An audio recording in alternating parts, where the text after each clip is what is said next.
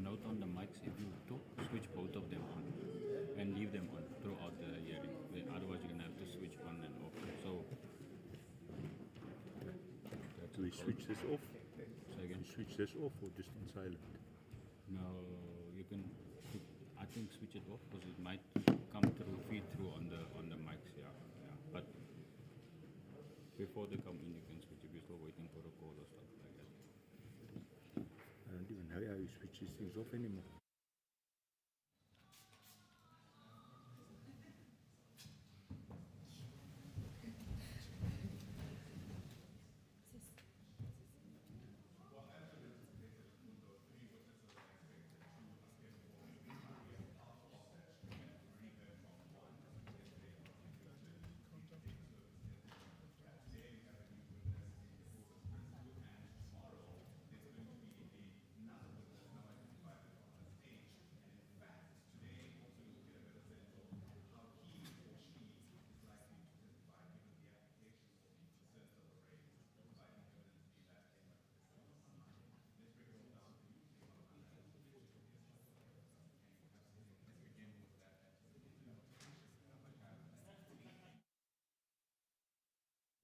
Problems when you're sitting without having told.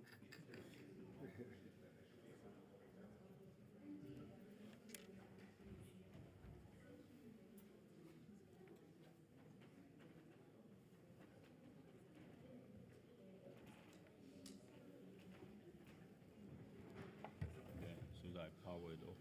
Thank you. I'll just help you to switch it on when there's a tea break or lunch break. Thank you. And that's it. Thank you. Thank you, sir.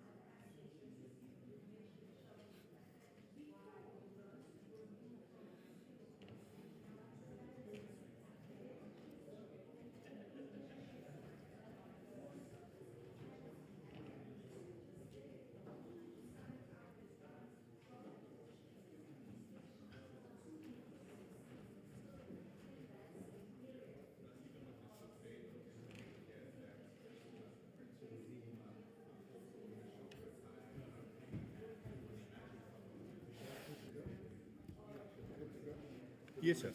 Good morning, well, and you, I'm sir. Jeremy Michaels. Pleased to meet you, sir. Have you been briefed? Please make sure that both of these are on. He told me, yeah. All right. Yeah. And it's pointed towards you. I Thanks. can just leave it on the whole Jeremy, time. how are you? Yes. Where do I file those ones now? No, I think just keep them aside for now. Okay. And the moment we speak about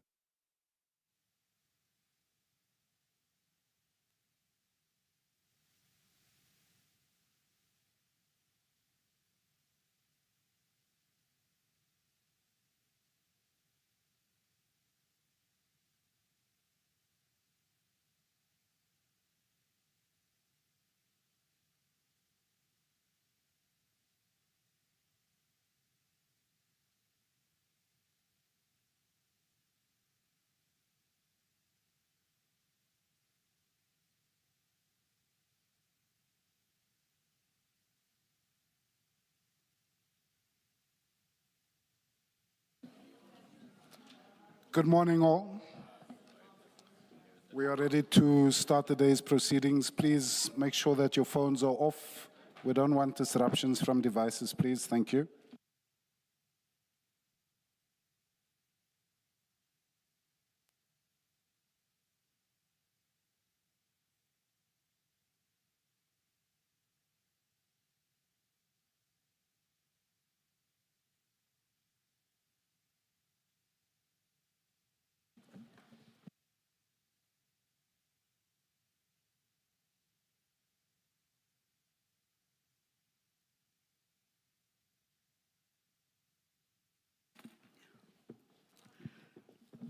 Good morning, Mrs. Cociane.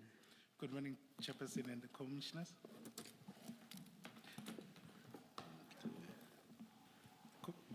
Good morning to you, to Lieutenant Colonel. Good morning, Commissioners. Thank you, Commissioners. May we proceed? As you correctly said, this is Colonel Jacobus Prinsloo. He'll be our witness today.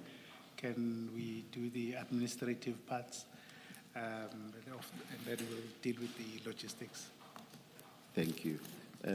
Please state your full names for the record. Jacobus Jeremia Petrus Prinsloo, Commissioner.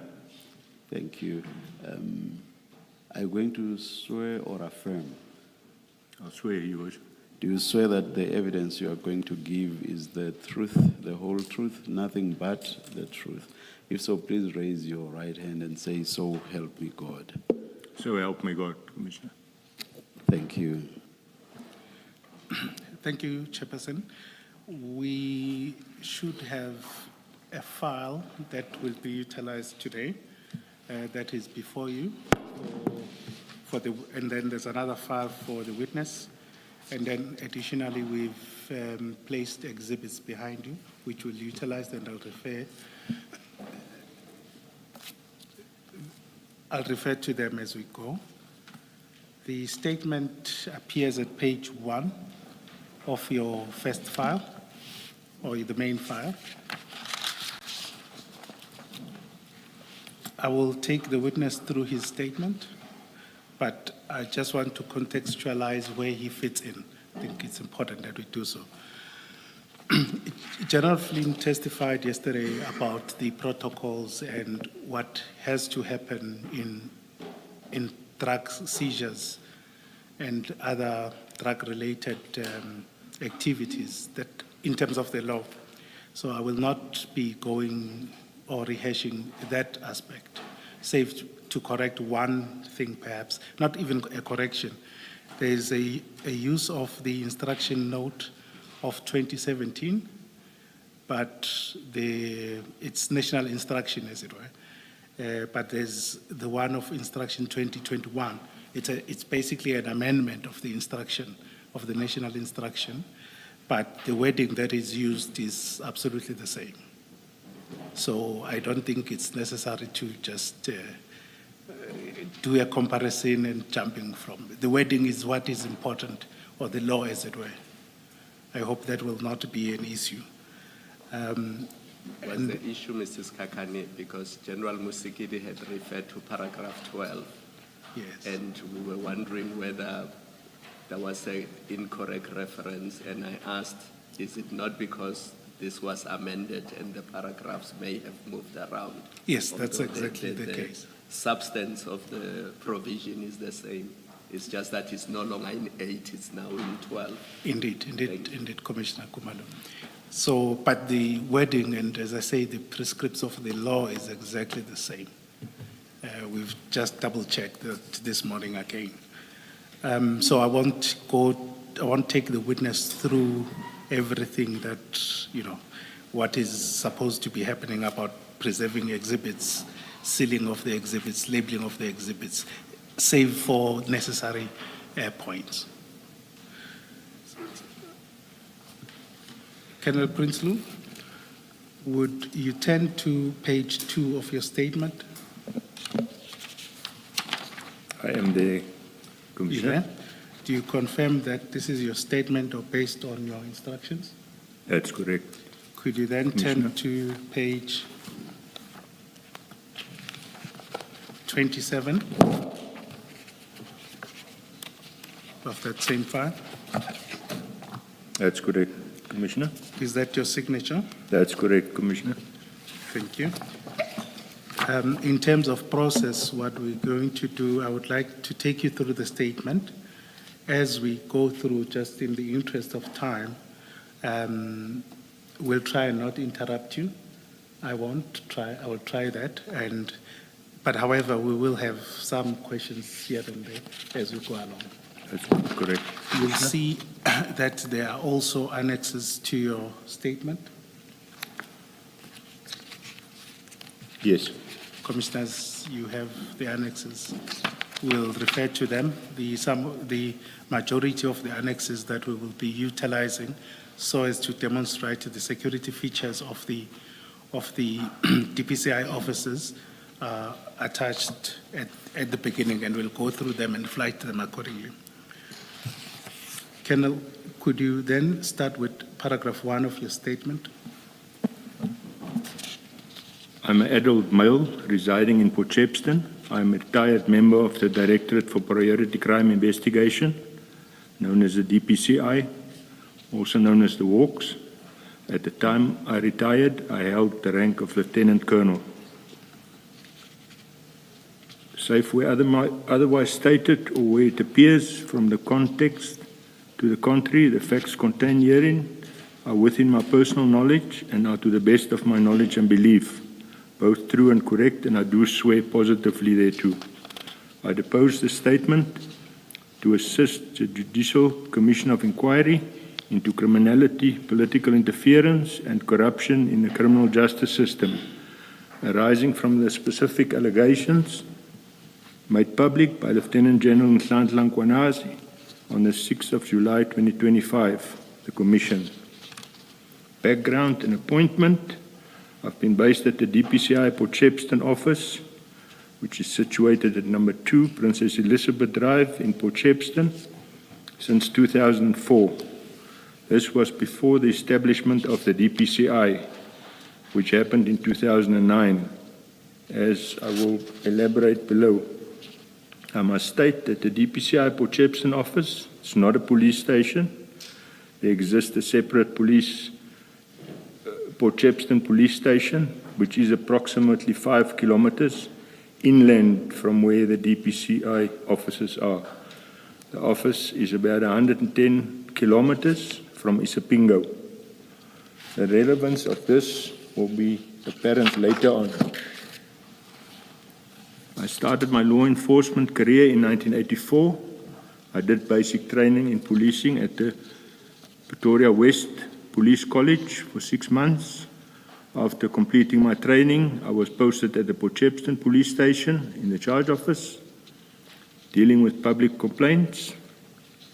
In January 1986, I joined the Port Shepstone Dog Unit. It's called K9 Unit now. Thereafter, in 1998, I joined the South African Narcotics and Alcohol Bureau. It was called SANAB, S-A-N-A-B. We were based at Shelley Beach. That's about 15 kilometers other side of Port Shepstone. This SANAB was a specialized unit However, it was later closed at the end of 2003. At the beginning of 2004, a special unit was established dealing with organized crime. It was called the Organized Crime Unit. I joined that unit, which was then located separately from the Potchefstroom Police Station. This unit focused on cash in transit, firearm-related crimes, vehicle crimes, and wildlife investigation. The unit operated at the same office as the current Potchefstroom DPCI office. The unit later became housed within the DPCI when the DPCI was established in 2009. Brigadier Newswa was then the unit commander of that unit. Accordingly, I reported to him. In terms of ranking in 2004, I was a warrant officer. In 2010, I was promoted to the rank of lieutenant.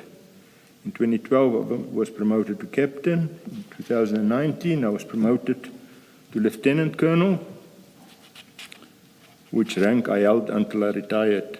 When the DPCI was established in 2009, my rank was warrant officer, and I reported to then unit commander of Potchefstroom, Brigadier Newswa. He was a lieutenant colonel at that stage. Brigadier Newswa was promoted around 2012, and shortly thereafter, he left, and he was promoted to a post in Klerksdorp in Northwest.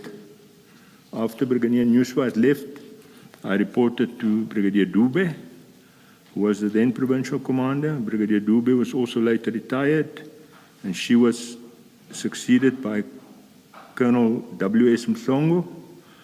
After some time, Brigadier Newswa returned as provincial commander. I reported to him until I retired. Before Major General Sonona joined as the provincial head, Major General Zikali was the provincial head of the DPCI in KZN. The latter took early retirement. Brigadier Mbata acted for a few months until Major General Sonona was appointed around August 2020. I might be mistaken on the date, but I think that was the date. He was appointed as the provincial head for DPCI KZN. Can we please clarify that date? It's very important because I think the witness yesterday, when referring to the January 2021 break-ins, said General Sonona was not yet appointed.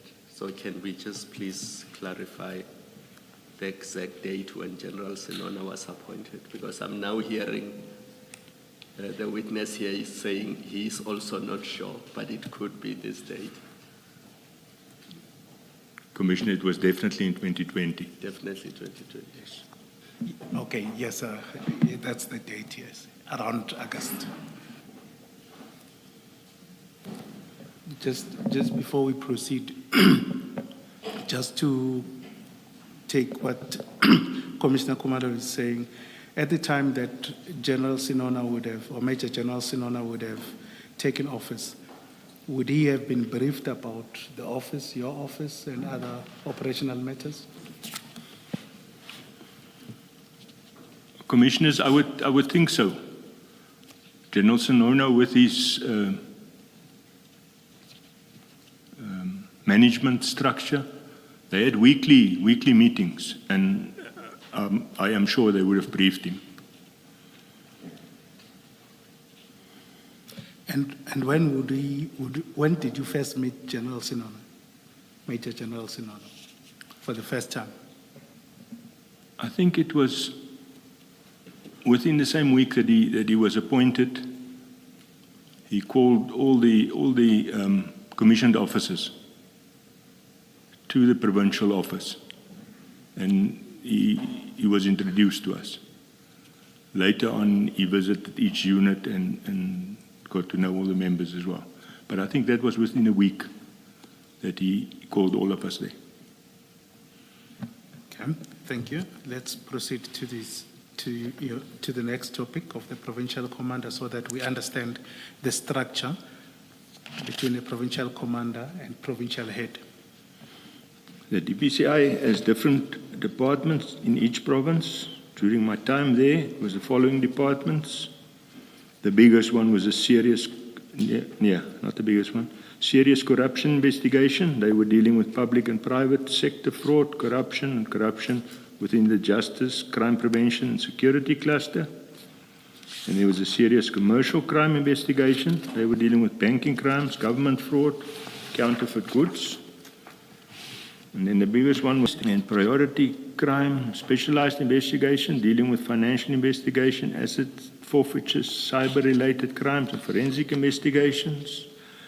Priority Crime Management Center, dealing with analysis, notebook profiling, and threat assessments.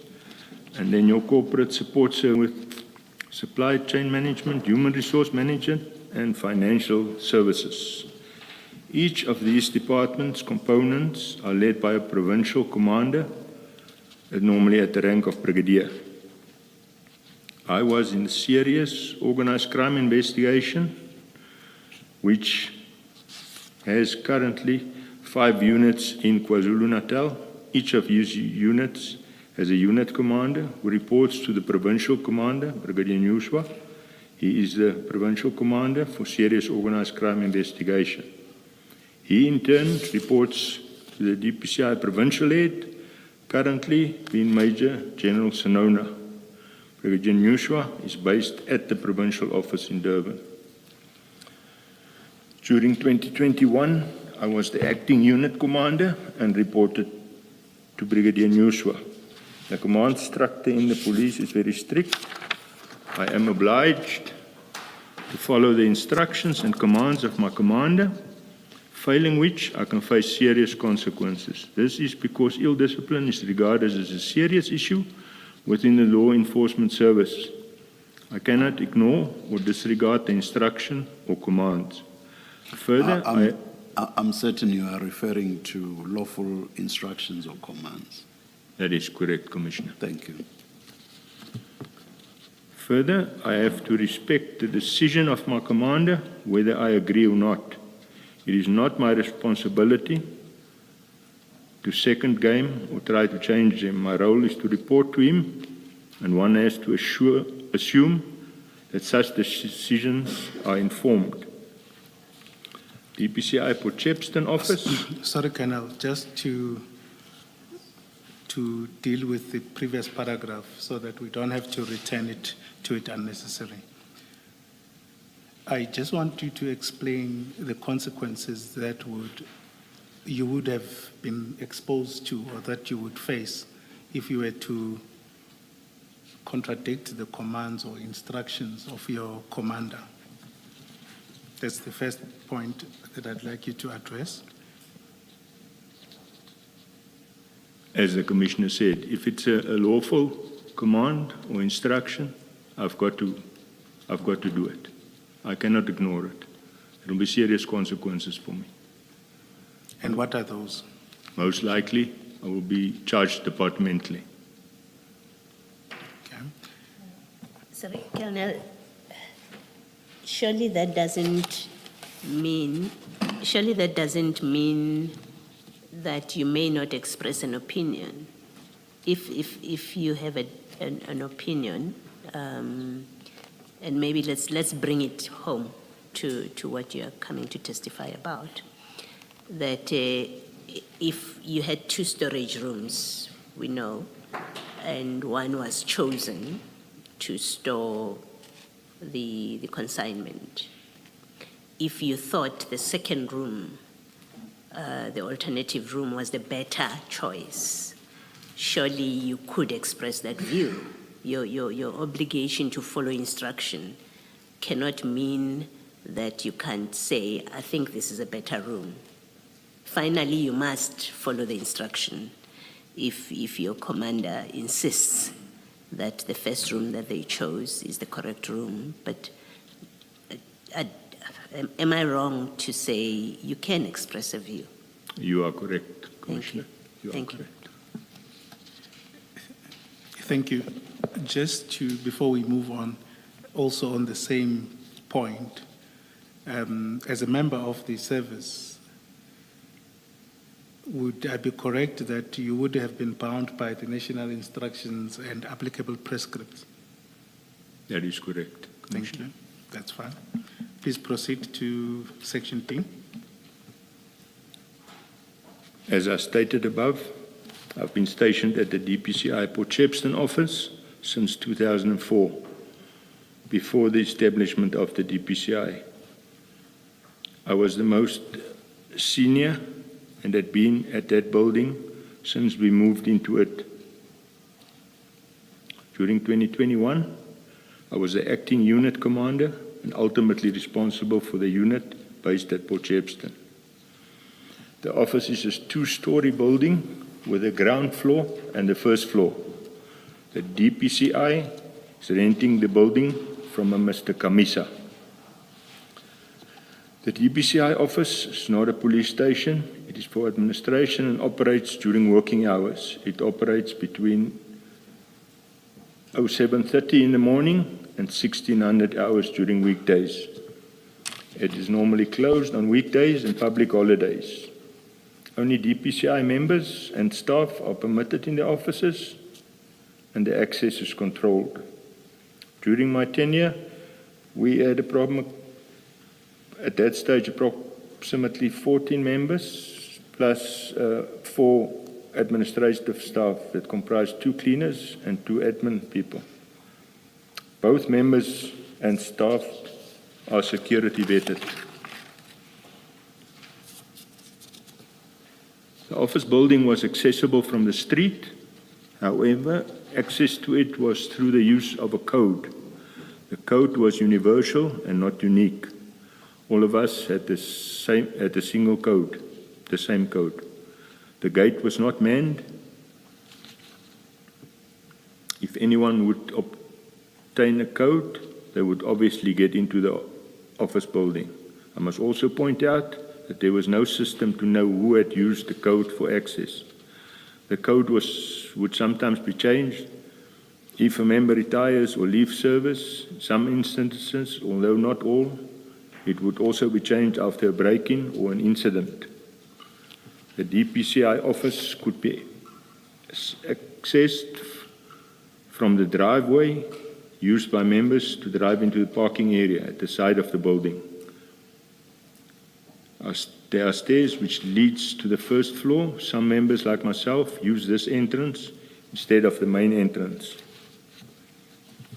The office was in a business area and shared a perimeter with a hardware store, a Herald newspaper office, there was a mortuary, and the liquor authority, which only operates during the week. There was a serviced electric fence around the perimeter fence, save for the part which was bordering the liquor authority. Obviously, when there was load shedding, the electric fence would not work. The office had no generator or electric backup. There was no cameras or beams outside the office. Further, there was no alarm system monitoring movement on the outside or exterior of the building. Turning to the inside, there was a reception area which was not manned due to the limited staff that we had. At the ground floor and first floor were offices.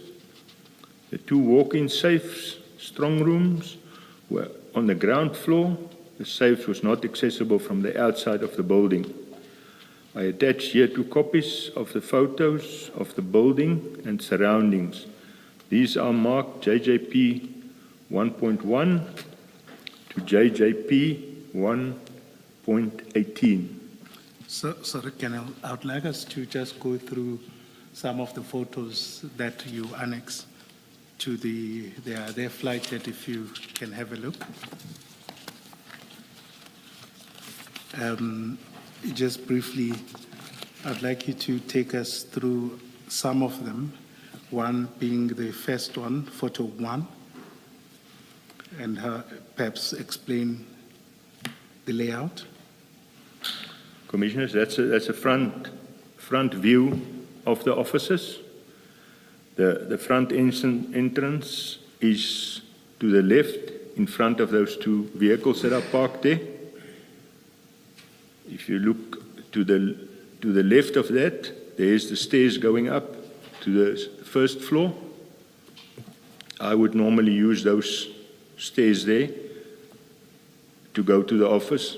My office was that one with a window open when this photo was taken. As commissioners can see,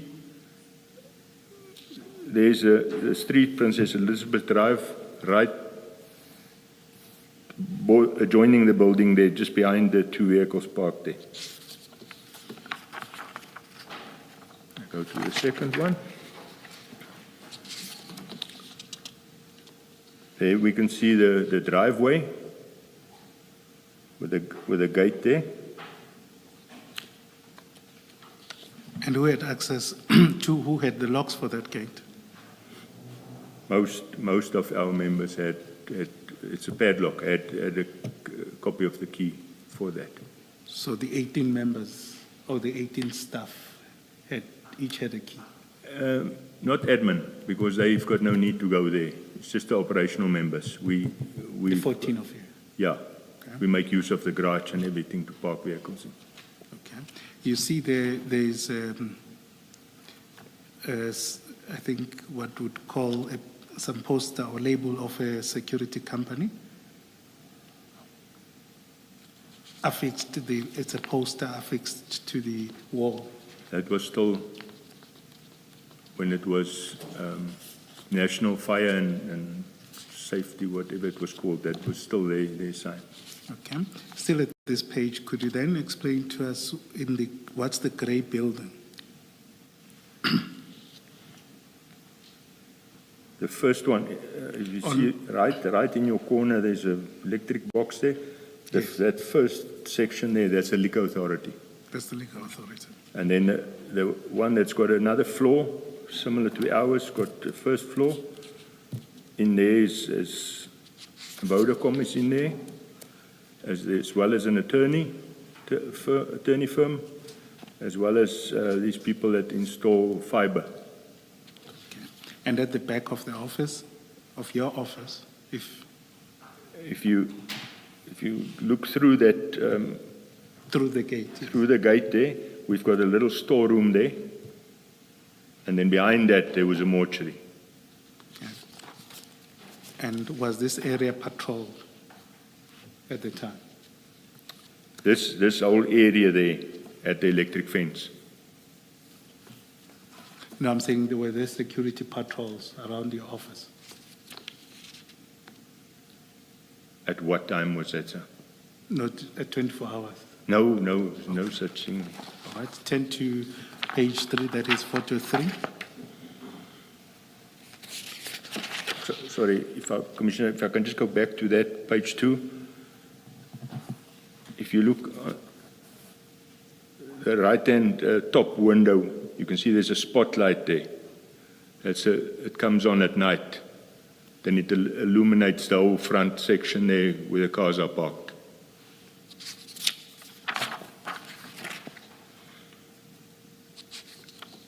We go to photo 3.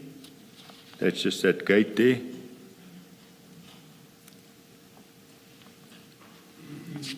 If you look at this photo 3, just after you open the gate, there's a door to your left. You'll see it better in photo 4. There it's clear. Yes, indeed. I just wanted to show on photo 3 below that air conditioning unit there, there's also a light there. Yes. It comes on at night, it illuminates this driveway gate. Turn to photo 4. Commissioners, photo 4. Is that still part of your building? Sorry, Is that still part of the building, photo 4? that's still part of the building. that first two wooden doors you see there, there's some roof tiles in front of them. That's just the air conditioning system that's housed in there. That's not part of the building. Could you access the office using this? No, no. It's for that unit alone. If you look at the second wooden doors there, that is where we'll come in later, through which we took the drugs in before it went into the storeroom.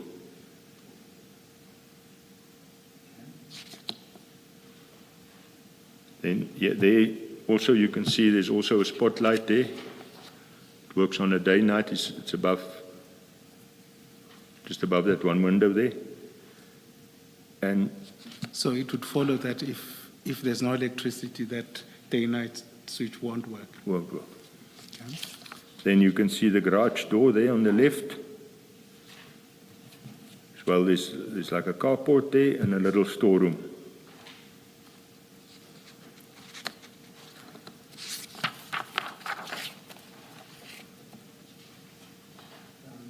Could you go to photo 8? I think we've gotten the idea. So this is the inside.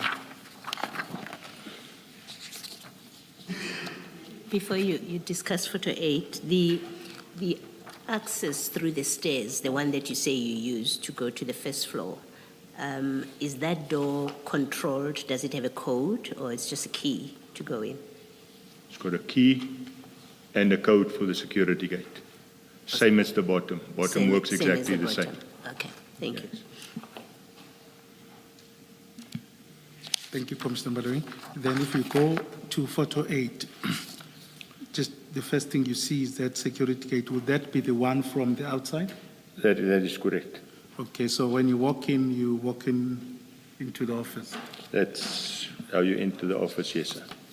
There's a sliding glass door there, which from the outside you cannot see through. It's tinted, but from inside you can see out. And you told us the reception was not met. No, because of manpower. Okay. Go to photo 9.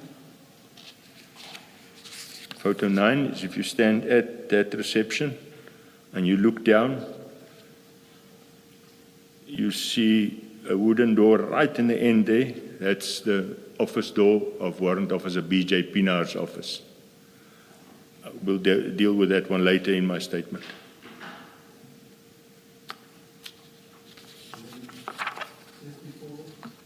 Just before we go to photo 10, what was the rationale of not having the reception manned? Is it staff shortages or? Staff shortages. Okay, thank you. Go to photo 10. I wonder what the correct verb these days is for manned. That don't perhaps personed. I should coin that verb myself. No, let's continue. Thank you, Chairperson. Okay.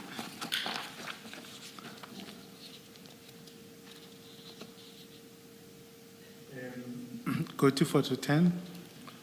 Photo 10 is if you get to that office of Warrant Officer B.J. Pinar and you turn right, then you've got that passage. There you can see the first strong room. It's room 22 on your right.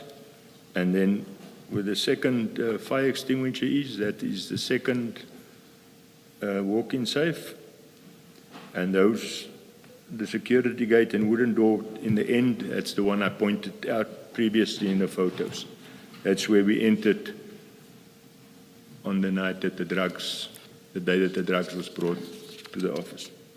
Okay, just so that we understand, as you walk in from the door, the exit door, the first door or the first safe would have been room 22. No. This, from where I'm standing now when I took this photo, Yes. the first one there on my right, that's room 22. Okay.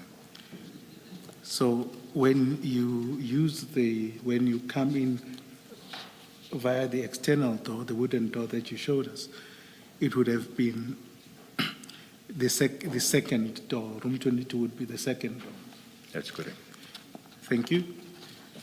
Could you then go to page 11? Could you take us through this aerial view of the surroundings? Commissioner, there you can also see that photo where the two vehicles were standing. That was the DPCI offices. Behind it, you can see that was where the mortuary was. On the right of us, the smaller of that red roof building, that's where the liquor authority is. The one that's also 2 floors, similar than us, that's where Vodacom and the attorney firm and the people doing the fiber, they are in that building. Next to them, that white building, there are a lot of cars there. That is the South Coast Herald newspaper. And then on the left of our office, that big building there, that's the Department of Human Settlement. And what about the hardware store? Wasn't there mention of a hardware somewhere? The hardware store. Commissioner, can we? Is it possible for us to go to the other photo? I forgot. Commissioners and Chairperson, that's exhibit CJC 199. It should be behind you. It's an A3 page.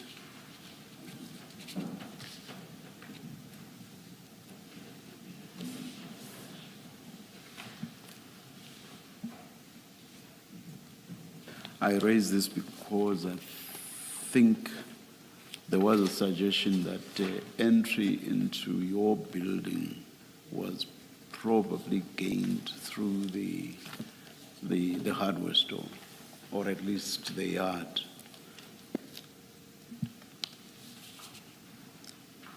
I hope my recollection is correct. Commissioner, that is correct.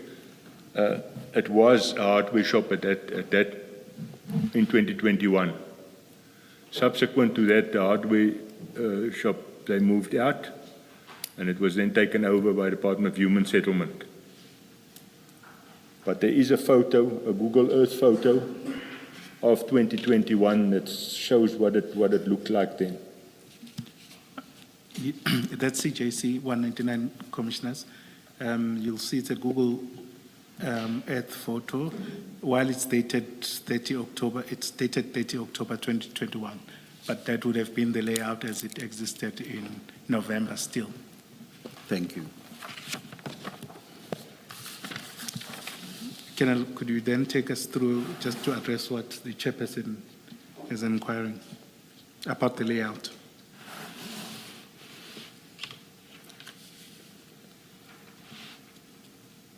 There were those. Commissioner, if you can see on that photo there, you can see at then that stage it was still a hardware store. There was round concrete pipes that were stored there. It's visible on that photo. But on the recent photos, you can see where that used to be. They've now built garages there.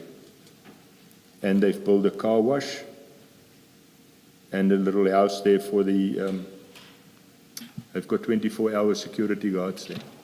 Mr. Skakane, I think we are lost. What pictures are we looking at now that the colonel is describing?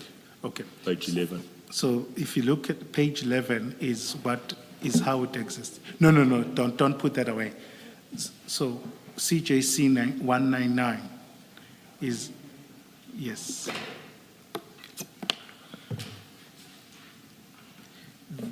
That's what he's going through as it existed at the time of the break-in. Page 11 of the main file is how the office surroundings are currently. What we were dealing with is so that at the time when this break-in happened is to explain what was around the offices. In terms of layout, it's just the business offices that have changed. And Kenneth was just taking us through the hardware part and the fact that there were concrete pipes. If you compare CJC 199 and 11 and page 11, that's where you would see the difference of the car wash and the car park. Okay. The concrete pipes that you are referring to on page 199, is that those white things that we see there? That is correct, Commissioner. Okay. Those are they use those pipes when they build normally verandas and stuff like that. They fill them with concrete, those pipes. Yeah, that's what those are. Just to, You are referring to the box-like things Yes. on there. All right, thank you. if I may just perhaps ask the commissioners to go to page 127 of the file. Just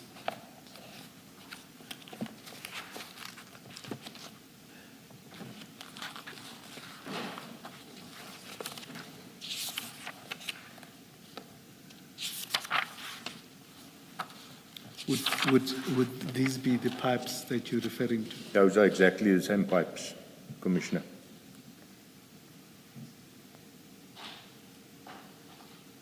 Please continue with CJC 199 and the description there. That, Commissioners, that is what it looks like at that stage. According to this photo was taken on the 30th of October 2021. And you say currently there's 24-hour patrol currently. They've got 24-hour security guards there. Two Where of them. the DPCI office? No, those Department of Human Settlement. Okay, so the DPCI office, does it have any security? It's got nothing. As we speak, It's got nothing. to date? To date, the alarm doesn't even work anymore. Okay. Maybe an earlier question then. When did you retire? I retired at the end of May 2025, Commissioner. It's a year ago.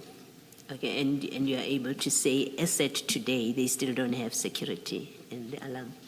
I was there Monday and Tuesday to get documents for this see. commission, and I did speak to them. Thank you. And if we then go back to page 11,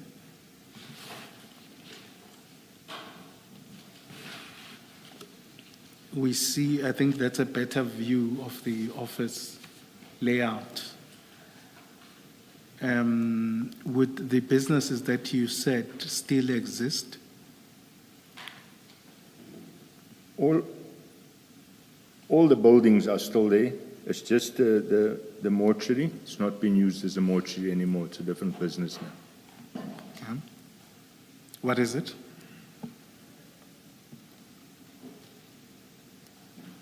Bread gets delivered there and then it's distributed again from there. So it's not a bakery as such.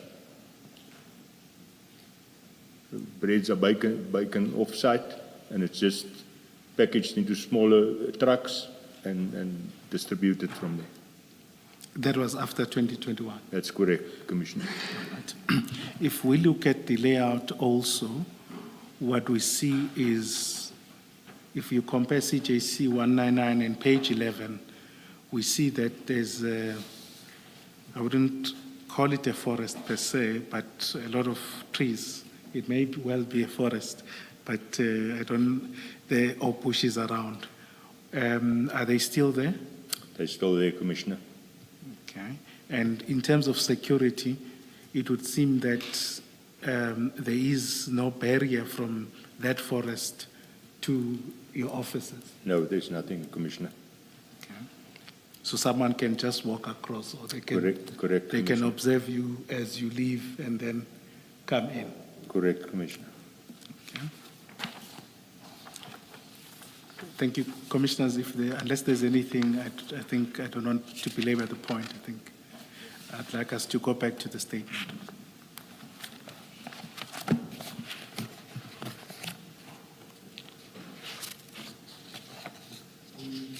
we were at paragraph, we just finished at paragraph 24 of your statement.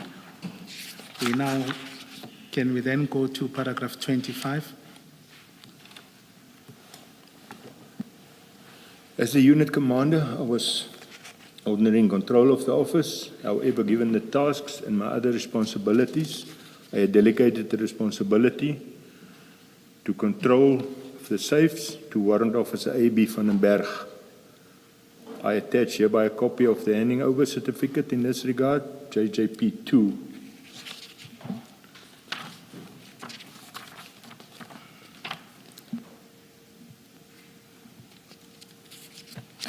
And what's the process with this handing over? Is it in terms of permissions? Who is involved in the process? Can you just yourself just delegate Warrant van den Berg? Yes, I can, Commissioner. So what this would entail is this official form Z543. It's got to be completed. Where Perhaps let's go to page 19 and you take us through that, which is the handing over certificate. That's your JJP 2.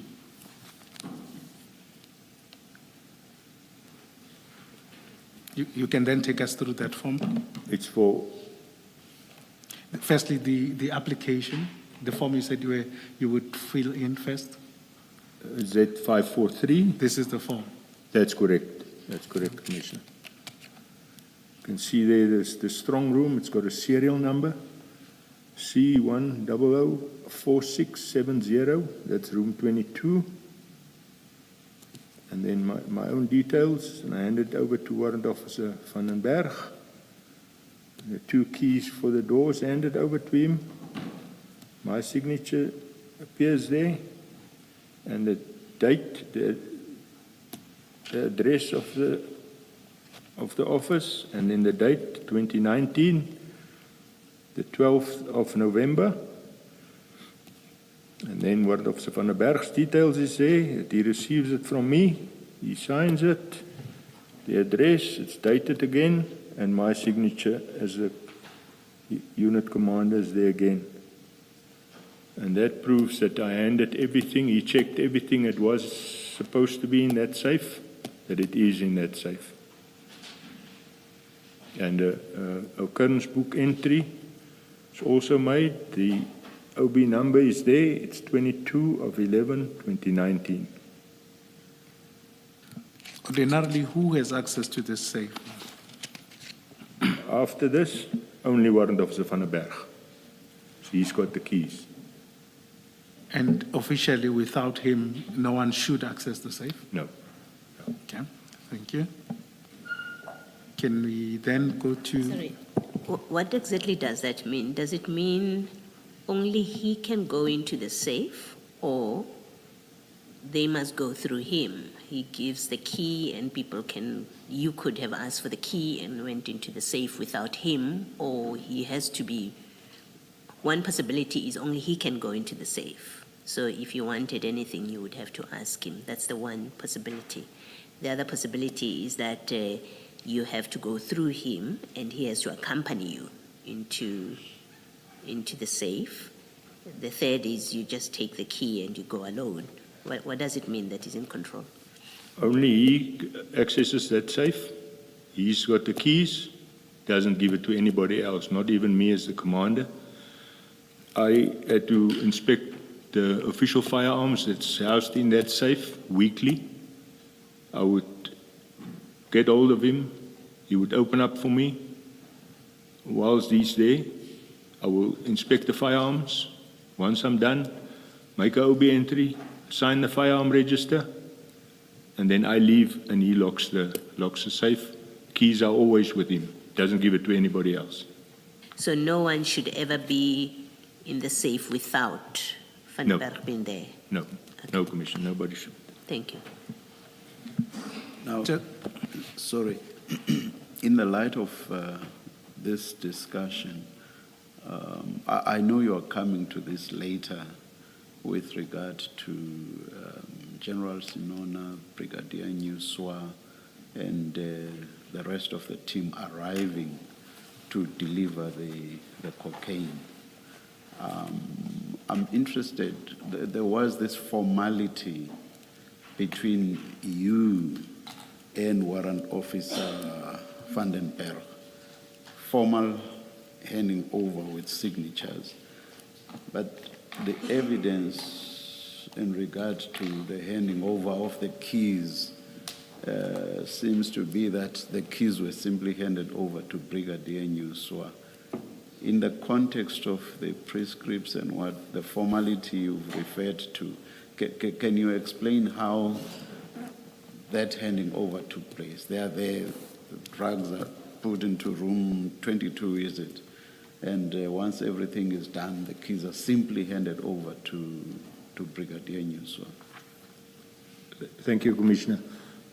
Once I was contacted by Brigadier Nyuswa to make a safe available for them to bring it. Yeah, don't go into much, just the handing over of the keys, because you are still going to discuss the rest when you come to that part of the statement. We removed all the firearms, placed the drugs in there, and then the keys were handed to them. And we made an OB entry after they had left. Oh, that had been done. Yeah. And was that proper without the signatures, as you have them, for example? No, we did not complete this form. Was that proper?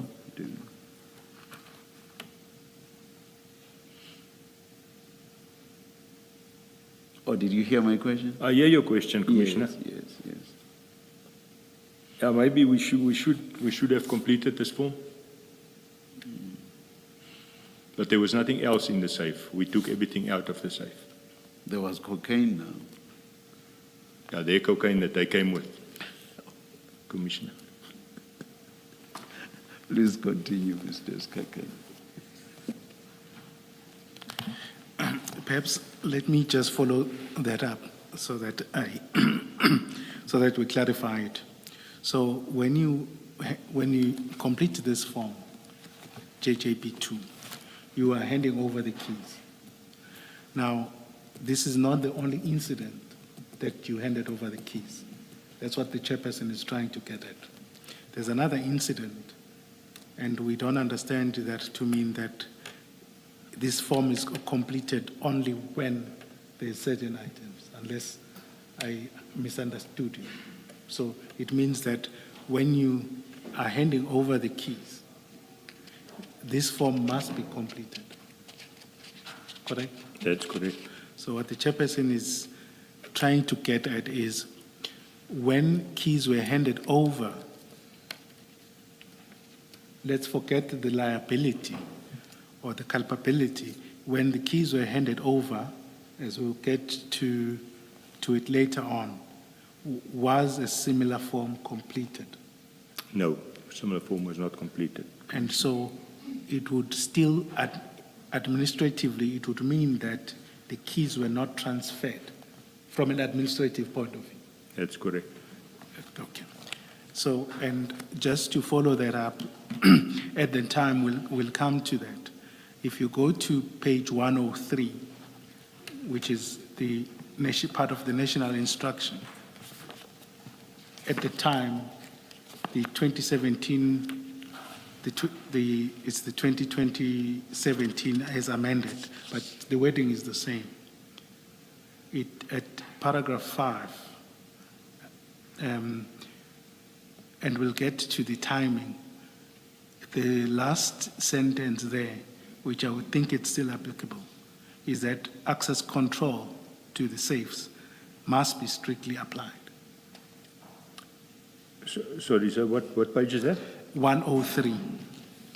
It's paragraph 20.5, subparagraph 5. 20 deals with management of subs 13 stores. We will deal with the debate around subs 13 as it was dealt with yesterday. But do you understand that access control to the safe must be strictly applied? That's correct, Commissioners. Correct. Okay, we'll come to that. Let's then go back. Again, it's just to try and clarify, Colonel, not so much to probe. The Port Shepstone office, who is in charge of that office? I was the acting unit commander. Okay. All right, so being unit commander, acting unit commander means you're the overall in charge of That's the correct. office. Now, when you have this situation where drugs have been left in your building, but now the key is with someone else who's based in Durban. Yes, he's your superior, but he's not based in your office. Who at that point has custody and oversight responsibility in respect of these drugs that are in your building? I handed the keys over to Brigadier Newswa. So him as the provincial commander. They've got control over those exhibits, not myself. Okay. All right, we'll come back to it. There's indication, I think in your statement, that at some point when high-value exhibits were stored there, an arrangement was made for 24-hour security, I think in the form of guards, warm bodies. Am I correct? That is correct, Commissioner. That happened in June 2018. 2018. We stored a lot. So 2 years, exactly 2 years before the cocaine was brought. That's correct. Yes. Whose responsibility was it to arrange that 24-hour security? I did that at that stage, Commissioner. Why was that so? Were those Port Shepstone exhibits? I want to understand why you made the arrangement. It was a Port Shepstone case. Port It was Shepstone our own case. Yes. It was a drug lab that we took down, 2 million Mandrax tablets. We guarded it there itself for 2 days until it was taken to FSL in Pretoria. And in this instance now, 2 years later, June 2020, was it? Oh, so it was actually 3 years before. So June 2021, whose responsibility do you think it was to again arrange 24, sorry for splitting the infinitive there, to again arrange 24-hour security? Whose responsibility would it have been? I would say the provincial commander's his responsibility. Brigadier Newswa. Brigadier Newswa. And the reason for that? Why not you? I don't have enough manpower at my office, Commissioner, for the members to. But in 2018, you had managed to arrange that. Because then we knew it was for 1 or 2 days maximum. We could do that. Yeah, there's no indication for what length of period that drugs were going to be there. Thank you. Perhaps the other dimension to what the chair is saying is the decision-making power. What changed? It is not a Port Shepstone case, that. It's a Durban case. It's a much bigger, they've got a lot more people than I've got at my unit. It's their exhibits they brought to my unit. They should have supplied the guards for it there at my unit. Commissioner. Thank you. Please go to your statement, paragraph 26. Each of those 2 safes was built in line with the applicable SANBS standards. Each had 2 locks. Warde van der Berg had the keys, just to be clear. I was not in control of the safes. One of the safes, room 22, was used to store firearms. The safe had a firearm register and the occurrence book. The other safe, room 24, was used to store office supplies, including cleaning material and solutions. access to it was also registered. Then there were no cameras inside the building. However, there was an alarm system which I think there's a typing error there.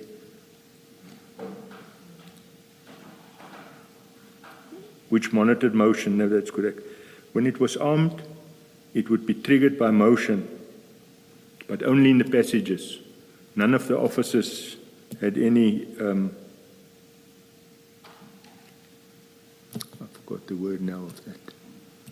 The sensors, none of them had a sensor in it. All staff had their own unique code to activate and disarm the alarm. The alarm would not work if there was no electricity, even if it had been armed. Once there is no electricity, it gets disarmed and not work. Further, even if it got triggered and made a noise, no one would know, as the office would be closed, and the nearby businesses would also be closed. Basically, the alarm would just ring until someone comes in the following working day. If it went off on Saturday, for example, and assuming there was no interruption of electricity supply, it would be deactivated or disarmed by the first person at the office on Monday morning. If there was interruption of the electricity supply on a Saturday, for example, the alarm would be disarmed and the office would be totally exposed. Obviously, this was a serious risk of exposure.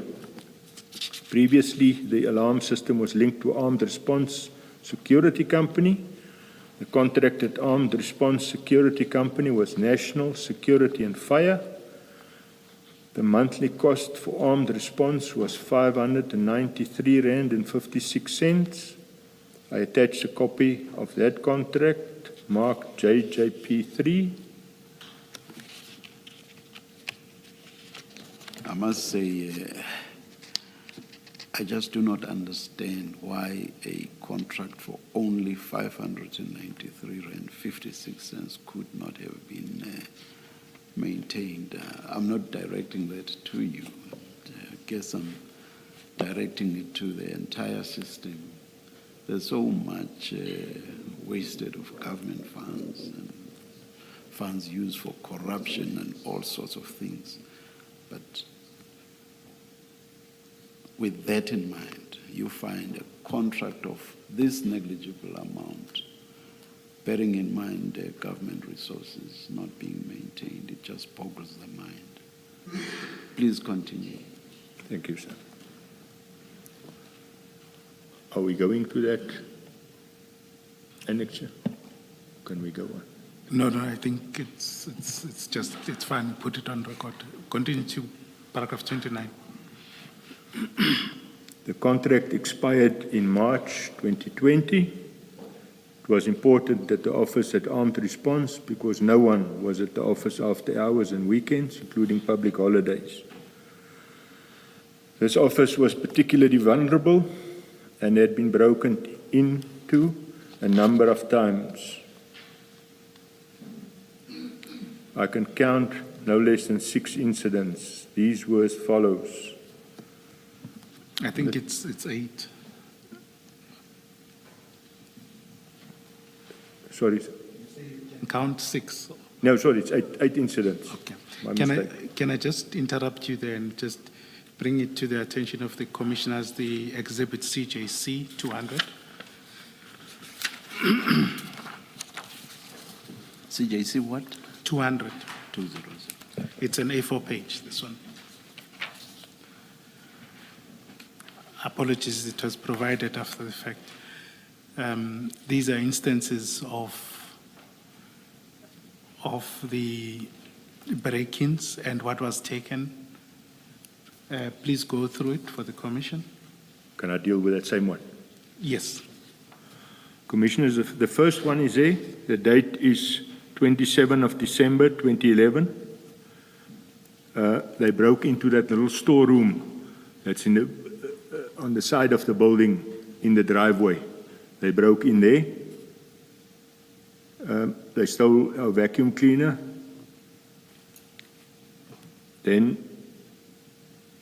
on that instance, they broke through the roof there. It's got an asbestos roof. They came through the roof. That stage, there was no electric fence at the back there. Then in 2014, the 8th of June, they broke into the garage.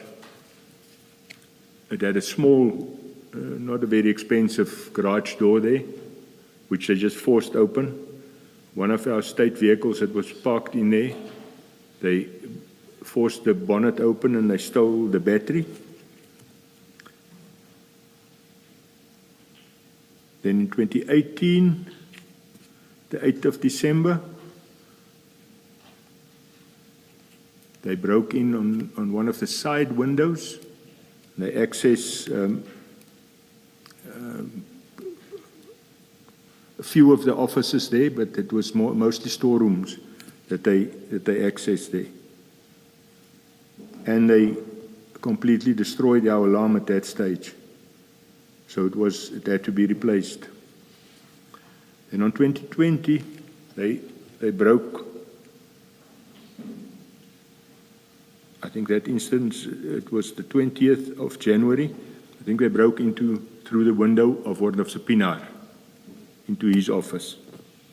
Is that the same Pinar warrant officer? BJ Pinar, same. Is that same office? Same office, same office. Can you then, in your statement, compare that to your paragraph 29.4, perhaps to give it more flesh?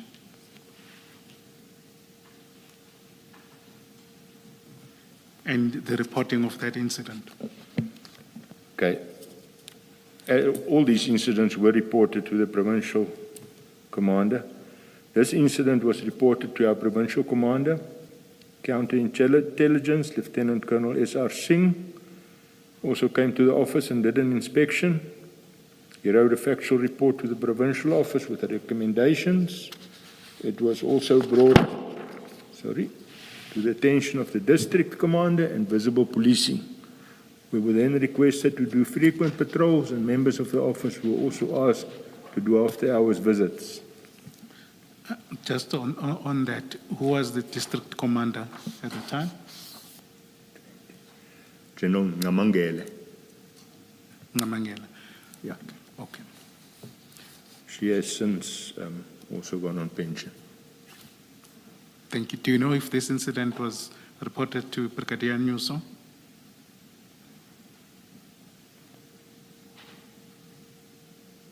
I cannot recall exactly when he started as a provincial commander, but it was reported to whoever the provincial commander was at that stage. Okay, please proceed with your CJC 200. On the 15th of March, they broke into the office of Warrant Officer Warren. If I can just go back to those other photos, then I can... Yes, you may take us through. I'm just not sure which page that would be. And showing those photos. It's the photo album. It starts at page 2, page 1 of the annexes. So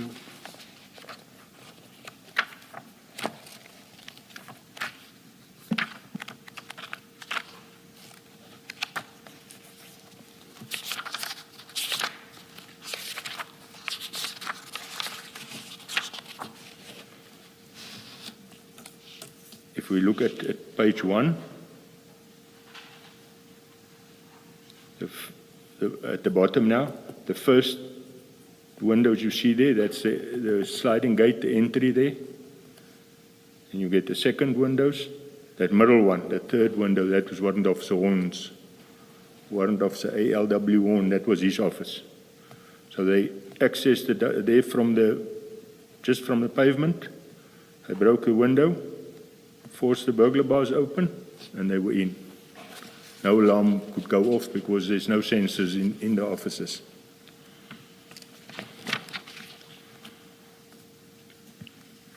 and when do these incidents normally happen? During the day? Or? It's normally on weekends. At night. Okay. Okay, please proceed. Is this the incident where they took 3 laptops? That's correct, Your Worship. Commissioner, then we look at the next incident there was the 15th of January, 2021. They broke into the office of Captain Leroux. Now, if we go back to that photo 1, the window just on the right of Warrant of the Horn's windows, they broke in there. Exactly the same modus operandi, they broke a window, forced open the burglar bars.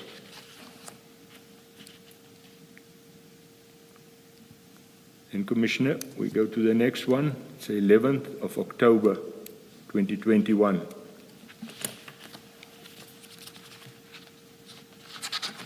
Just want to, if we go to page 4, photo 4 of that same album.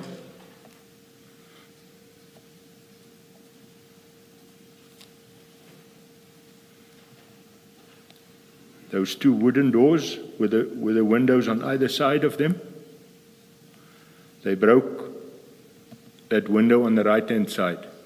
They smashed that window.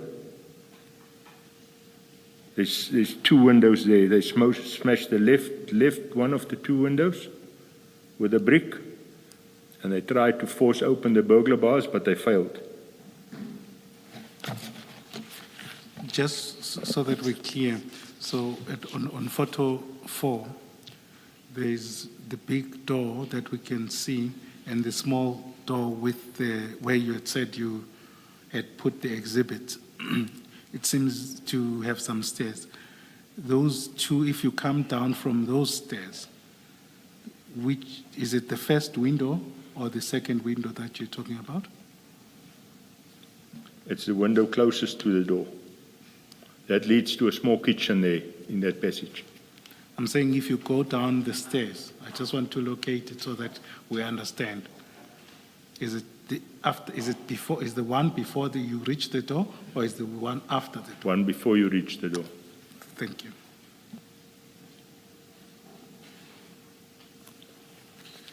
Commissioner, and then the last break-in was the 8th of November 2021. That's when the exhibits were stolen there from the office. Can I just try to understand, Lieutenant Colonel, when the 11 October 2021 break-in happens, you know that you've got a consignment of cocaine in this building, because the earlier break-ins, you had nothing substantial in there.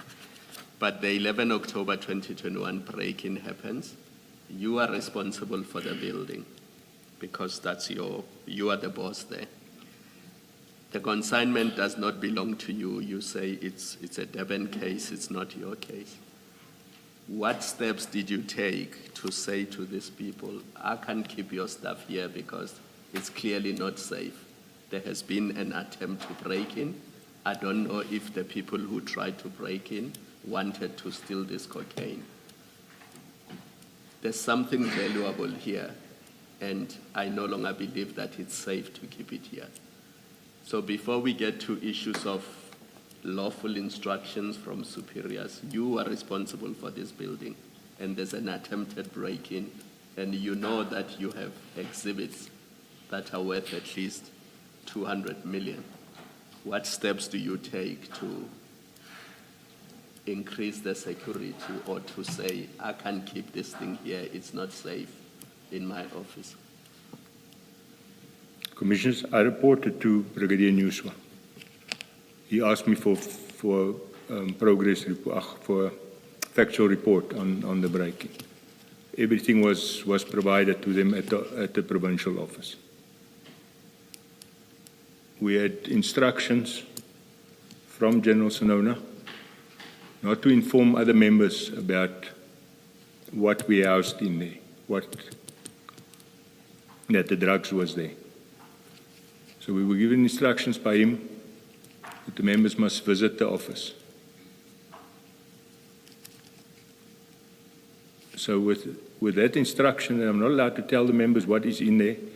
I just asked him to, after hours, to make a turn at the office. Just make sure everything is safe there.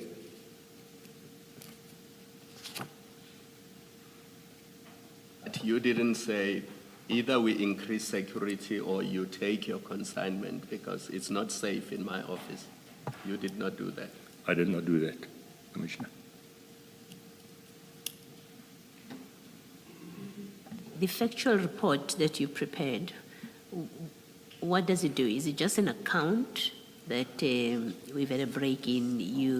It doesn't include recommendations from you about what to do? If I'm correct, that report, it's got in it there exactly what security I've got at my office and what I don't have. It is in that report. Okay. Commissioner Baloyi, perhaps just to, if you turn to page 40, this is the factual report of January 2021. Okay. If you were still going to discuss it, I'm happy to leave it. If No. If you I were think- planning to come to it. No. I think it's just one incident. I just want so that you see how it would look like. He can just take us through it so that, because all the factual reports after each incident would follow the same format. I see. Perhaps as an example, could you take us through this factual report and how it would look like?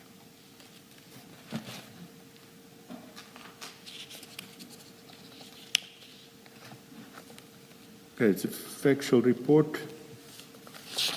It's dated 18th of January, 2021. It says factual report, attempted business break-in, DPCI Port Shepstone. Then the CAS number is 165 of 1, 2021. It says on Friday, the 15th of January, the officers of Serious Organized Crime Unit situated number 2, Princess Elizabeth Drive, Port Shepstone, was locked and in order.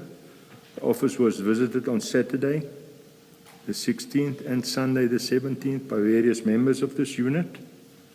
On Monday, the 18th, Foreman Cociane noticed that both windows of the kitchen were broken, but the burglar bars prevented them to enter. On further investigation by myself, it was evident that they used a large rock to try and force open the burglar bar. There was also signs that they tried to force open the back passage door that is situated next to the kitchen windows. The office was previously broken into on the following dates: 2011-12-27, 2014-06-08, 2018-12-09, 2020-01-20. This office is fitted with an alarm that was monitored by National Security and Fire. During April 2020, we requested to be on a month-to-month contract with National Security as we were awaiting the procurement process. During May 2020, an application was done to upgrade the alarm system. This office was told to get 3 new security companies to tender for the upgrading and the monitoring of the alarm system. The 3 companies who tendered were Uyabonwa, Fidelity ADT, and Laser 911. During December 2020, this office received a statement from National Security informing us that due to non-payment, they have removed us from their system and would not be rendering any services at our unit due to non-payment. Currently, the alarm is activated after hours and on weekends, but if the office is broken into, there is no way for any of us to be notified about it. We will only see it when we arrive at the office. Further progress will be reported. And is that your signature at the bottom there? That's correct. And just to be clear, was this, who's this report directed to? It was sent directly to the Provincial Commander, Brigadier Newswa. Okay. And after this time, Major General Sinona would have been in office? I'm sorry, sir? General Sinona would have been at office at this point? Yes, yeah. Thank you. Maybe coming back to the factual report for the October incident, did you receive a response from Brigadier, I think it is, Brigadier Nyuso, after the October incident? I did not get any response from him. Not even a discussion with No. you? Okay, thank you. Perhaps we'll come to discuss the 8th November 2021 in more detail in your statement. But just to understand, would factual reports that you prepare, were they all written? Were they? All written Yes, as documents? yes, Okay. And you would address them to whoever is the provincial commander? that's correct. Okay. Thank you. Please proceed. Paragraph 13. It's about applications for the alarm or armed response, as it were. As I have stated above, in March 2020, the armed response contract expired. During April 2020, I made an application for the continuation of the contract with National Security and Fire on a month-to-month basis while still engaging a formal procurement process. The application was addressed to supply chain management and Colonel Madhu. This request was sent to the provincial office. Attached a copy of the application as marked JJP4. However, the procurement was not approved. Sorry, Colonel, could you then go to page 22? Sorry. Colonel, you referred to a request for a month-to-month extension, and then you also referred to a procurement process, and then you end the paragraph by saying, however, the procurement was not approved. By that, are you referring both to the month-to-month extension and then the procurement, which I assume was to be for a longer term? That is correct, Commissioner. So Both of them the refusal was in respect of both. That's correct. And what reasons were given for that? We were given no reasons. I guess I may ask the question in respect of the other refusals, because your statement refers to, I think, no less than 3 other refusals. In respect of the others, were reasons given? No reasons given, Commissioner. Right, thank you. Thank you, Chair. At page 22 of the annexures, that's the application for 2020, for 22 April 2020. That's correct, Commissioner. Is that the application that you made? That's correct, Commissioner. Who else was it addressed to, or other than Colonel Madhu? It was also sent to Captain van die Kerk at our provincial office. She deals with the SCM. Then to address what Chair is inquiring, if you turn over the page at page 23, at paragraph 8, could you read that to the record? What's the page number there? 23, just the next page.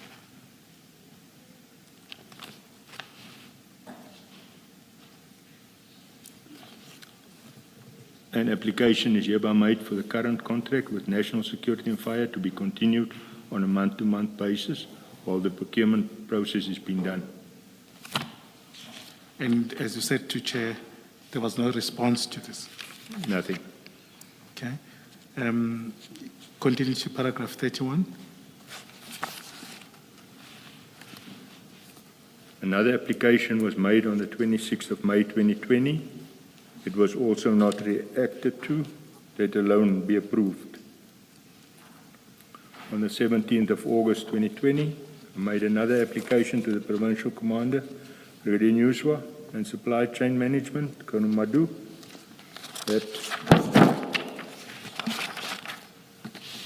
that application could not be processed because Colonel Madhu, dealing with the application, left procurement, so I later learned. On the 8th of September 2020, Chief Admin Clerk Olivier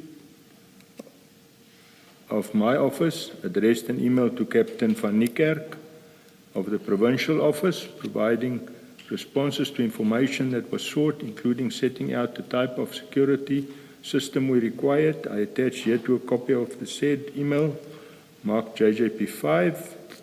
It is to be noted that Mrs. Olivier warned that if there was a break-in at the office, it would be problematic as there was no security service in place. Can we then turn to that annexure? Maybe I misheard you, Colonel. I thought you said Miss Olivier, the Chief Administration Clerk, in your office. She is in my office, Commissioner. But I see here in your statement it says from Provincial Office. That's a typing mistake, Commissioner. Thank you.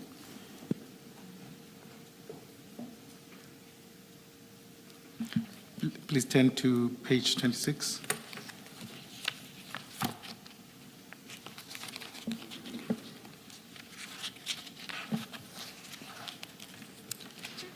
Is that the email that you are Yes. referring to? That is correct, Commissioner. Okay. If you turn over at page 27, the third paragraph, could you read that to the record?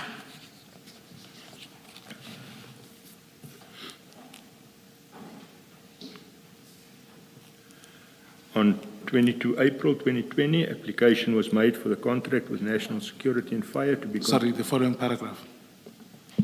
The next... Or start from 22 April is fine.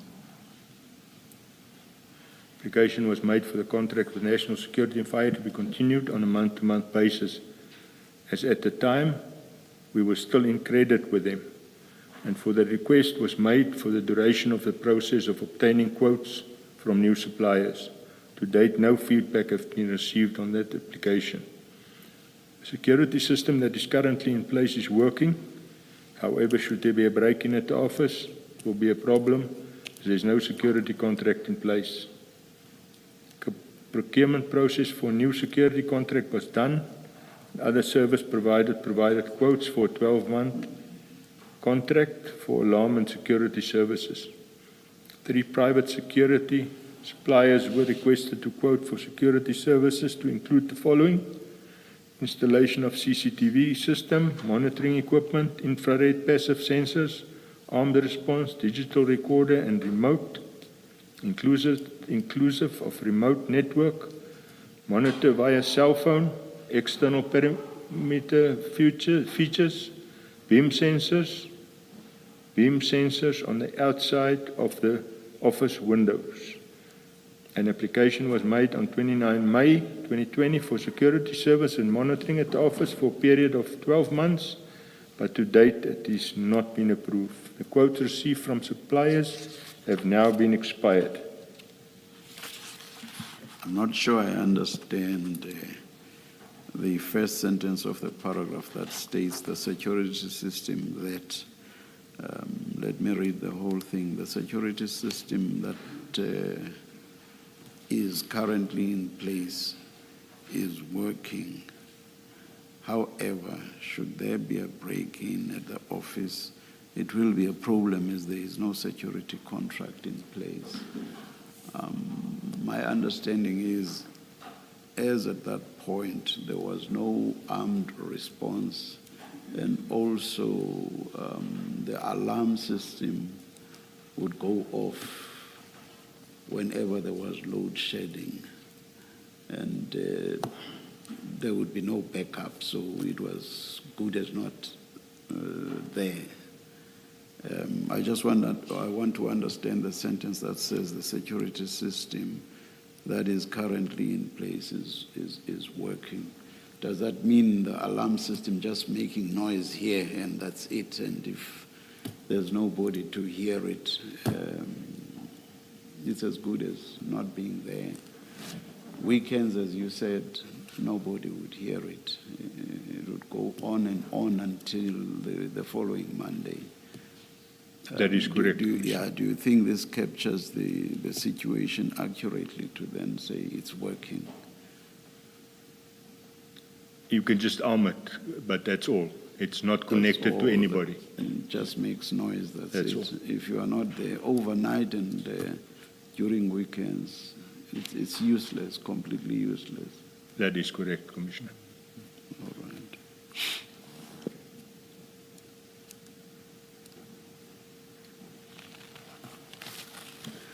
Let's adjourn and resume at 11:25.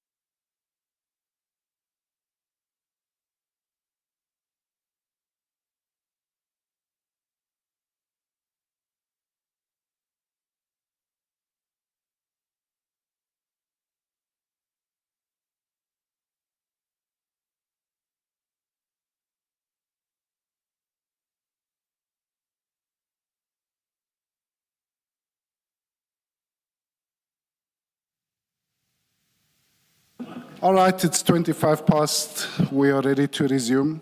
Cell phones off, please. Thank you.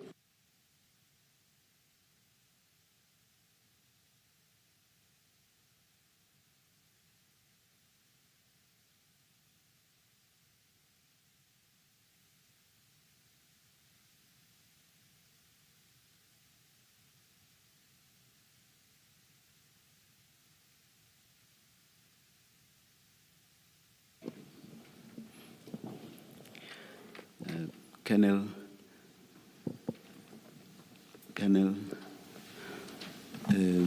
we sometimes start even a minute before the time we stated, just for the future. My apologies, Thank you. Commissioner. Thank you, Chairperson. Colonel, we were dealing with the applications and the warning that Ms. Oliver had provided or had given. Now, we would then continue from paragraph 34 just to contextualize and then move onwards from your statement. Which paragraph? 34, page 11. 34. Another letter of application was made on the 22nd of September 2020. This time it was signed by the Provincial Commander, Brigadier Nuswa, and was forwarded to Provincial Supply Chain Management Office. The application was also not approved. Did you hear anything from Brigadier Nuswa in response to or in reaction to the application? No. Thank you. Please proceed. We owed money to National Security and Fire on the 25th of November 2020. They sent a statement of account for an amount of 3,306.49 cents in respect of monthly services. I made a SAP 585 application, which application was sent to the provincial office for financial approval. I attach here to a copy of the email sent, attaching the application marked JJP6. Can you please just briefly describe an SAP 585 application? It's an order form for that money to be approved and to be paid, Commissioner. Thank you. Can you just turn to page 31?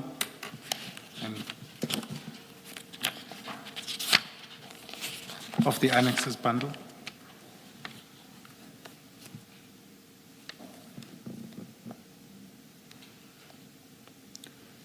What does that email relate to?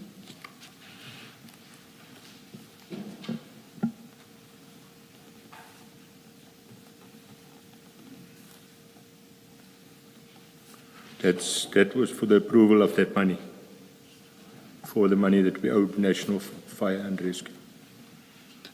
Okay, please proceed on your statement starting on 14 December 2020.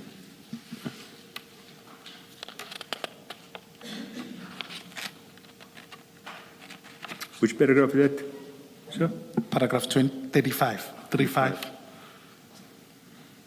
Okay, on 14 December 2020, National Security and Fire sent a further statement reflecting an amount of 3,610 as outstanding.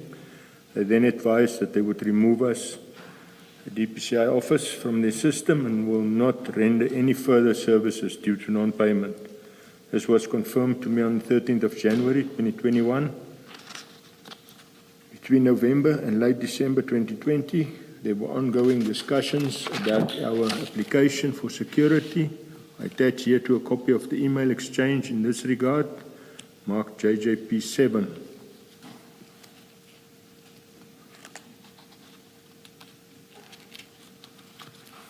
On the 13th of January 2021, sorry, apologies, just so that we contextualize. Your JJP7 appears from page 33 of the bundle and of the annexes.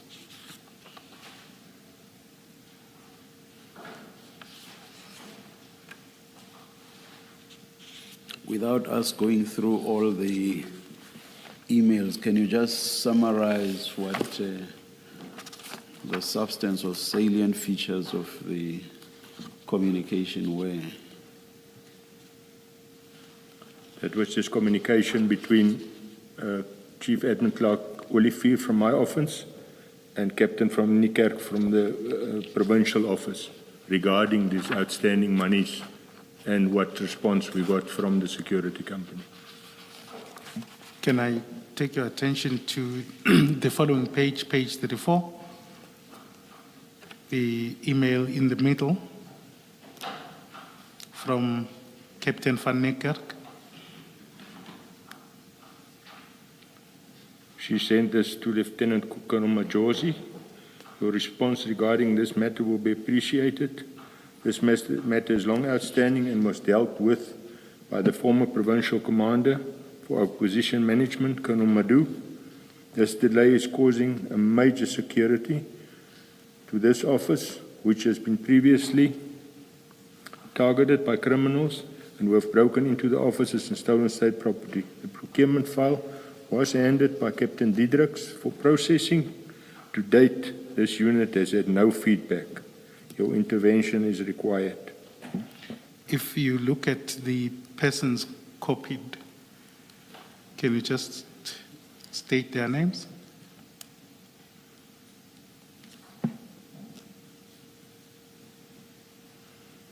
She CC'd myself, then also Willie Fear from my office, as well as the provincial commander, Brigadier Newswa. Okay, thank you. I think that completes the point. Go back to your statement at paragraph 36. Sorry, Colonel, what they are saying there on page 34, because you're not dealing with the person's response, the day after Lieutenant Colonel Majosi responds, top of the page there, and without context, she seems to be suggesting that the request is going to the wrong people. It should be addressed to the right people. So they are not outright refusing the request. It seems to be suggesting there that you are sending it to the wrong people. Do you see the 16 December email? I see that. I see that, And they say, Commissioner. we will appreciate if you could explain how Colonel Madu involved in this matter, as it seems like the contract was secured by your head office. So the suggestion is that you must deal with head office and not the people you are addressing your request to.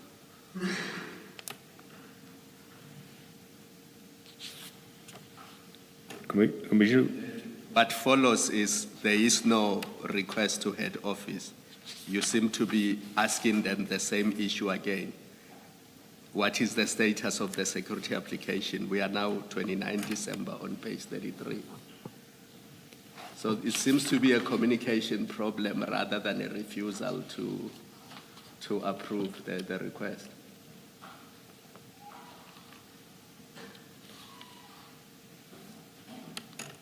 Do you see that? Commissioner, I see that. Yes. We dealt with Colonel Madhu. Then we were told suddenly he's no more there. So this Colonel Majosi, he was then the one that we dealt with. Captain van Niekerk, she dealt with. But Colonel Majosi says it was secured by the head office, so that's where it should go. That's at least my understanding, and I don't have context. I'm simply reading the email as I see it. So it could be that the request was addressed to the wrong people, and it's not an issue of head office or senior people outright refusing to provide the necessary support. Thank you.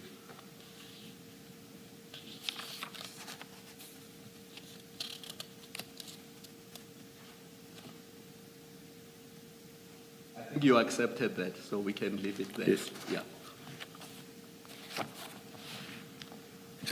Where was Officer Majosi based? SCM in Durban, the provincial office. Thank you. Commissioner. Thank you. Turn back to your statement.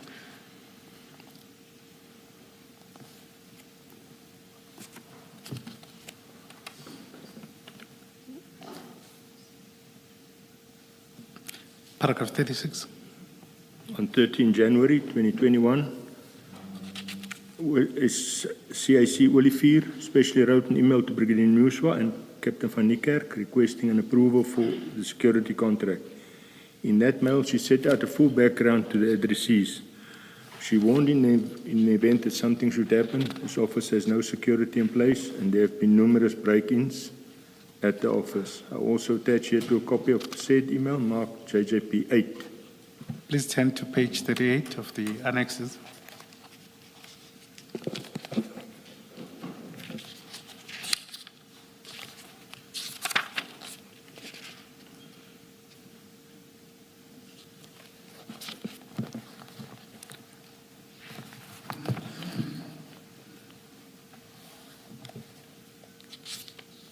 Are you there? You want me to read it? No, absolutely not. Yeah. Just summary and who it was addressed to and time. It was sent on the 13th of January, 2021, 20 past 3 in the afternoon. It was sent to Brigadier Nuswa, Captain van Niekerk, and I was CC'd in that. And in terms of summary, it was the same request for the alarm. That whole history of everything, how it transpired. Thank you. Turn to your statement, paragraph 37. On the night of 14 January 2021, another break-in happened, which was only discovered on the 15th of January. A rock was used to break the window of the kitchen.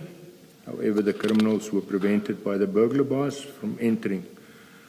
On the very day, I wrote a factual report to Brigadier Nuswa and informed him that the office alarm was not linked to security company, as National Security and Fire had removed us from their system. I warned that while the alarm is activated after hours and on weekends, if the office is broken into, there's no way for us to be notified about it. We will only see it when we arrive at the office. Attached here to a copy of that factual report, JJP 9. I think we've gone through that one, sir. We've gone through that report, Chairperson. We don't need to go through it. It's the one at page 42, Brigadier Nuswa. Please then continue. Our request for security and armed response was again sent to supply chain management and even sent to Brigadier Nuswa. In fact, it had turned into a plea for help. It was very important that the DPCI's office had a working alarm system linked to a security company. However, our requests were ignored. I am still unable to understand why the applications were not responded to and approved. This is particularly perplexing since we were experiencing repeated break-ins which were reported per incident and also when we did applications. The provincial command was aware of the numerous break-ins and the vulnerability of the Port Shepstone DPCI offices. On 22 June 2021, a large quantity of drug exhibits were received to be stored at the office. At the time, there was still no security service. Nothing had changed. Security was neither upgraded nor enhanced. I found this particularly strange. The Nuswa knew of the security challenges, and I could not understand his decision or how he would allow the drugs to be stored at the office. There was then an attempted break-in late October 2021, which I reported to him. Again, there was no attempt to improve the previous application or even enhance security given there were now exhibits of high volume. The DPCI office was totally unsuitable to store exhibits received. There was no adequate security in place. In fact, there was a decision taken in 2017 not to store exhibits at all of the 5 DPCI units in KZN. Brigadier Nuswa was and is well aware of that decision. Major General Sonona would have also known this. None of the DPCI officers were... Why do you say Brigadier Nuswa was aware of the decision? Was it a written instruction? It was a written instruction. Coming from where? from General Zikali at that stage. Who was he at that stage, Sikali? He was the provincial head Okay, of KZN. all right. Why I would say, Commissioner, Yes. they were aware of that. Every quarter, we are conducting, or inspections are conducted at each of these 5 serious organized crime officers. They would normally take a senior officer from one of the other units, one of the other 4 units, say they're going to inspect Potchefstroom. They would take from one of the other 4 units officers, normally about 5 or 6, make an inspection team. They would come and inspect my unit. And that was one of the points that they inspected, to make sure that no exhibits were stored at the units. Vice versa, if we had to go and inspect other units, we would look for the same thing. Ultimately, that report, after the inspection, is submitted to Brigadier Newswa to show all the weaknesses and problems at the units. While I'm on that, at each of these provincial inspections conducted at my unit, it was one of the shortcomings that I made the senior officer that conducted the inspection aware of, was the security issues at my unit.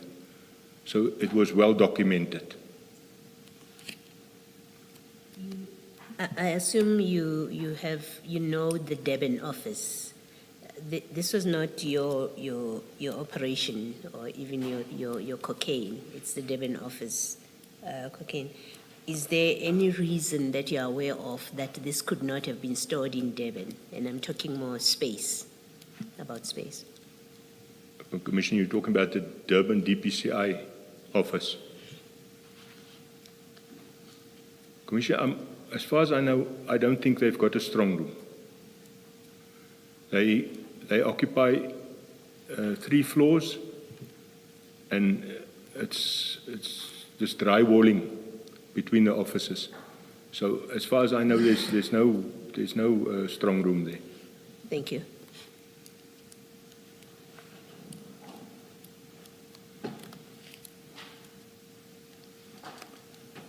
None of the DPCI officers were at the time actually allowed to keep exhibits. This is the reason the DPCI office did not have a SAP13 register. The DPCI office was particularly vulnerable and was not suitable to store exhibits, let alone of the quantity we were asked to store. Both Brigadier Newswa and General Sonona knew this. Colonel, just to refer you, General Flynn testified yesterday to say that in order to have a sub-13 register, your office would have needed, according to the national instruction, the approval from the national head office. Is that correct? We did add it before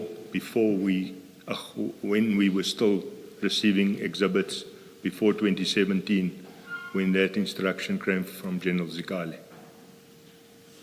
And what if that decision was taken?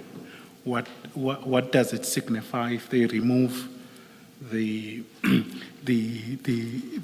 sub-13 register or the capability of your office? I think it was a security issue because of the lack of security at our facilities. Okay, thank you.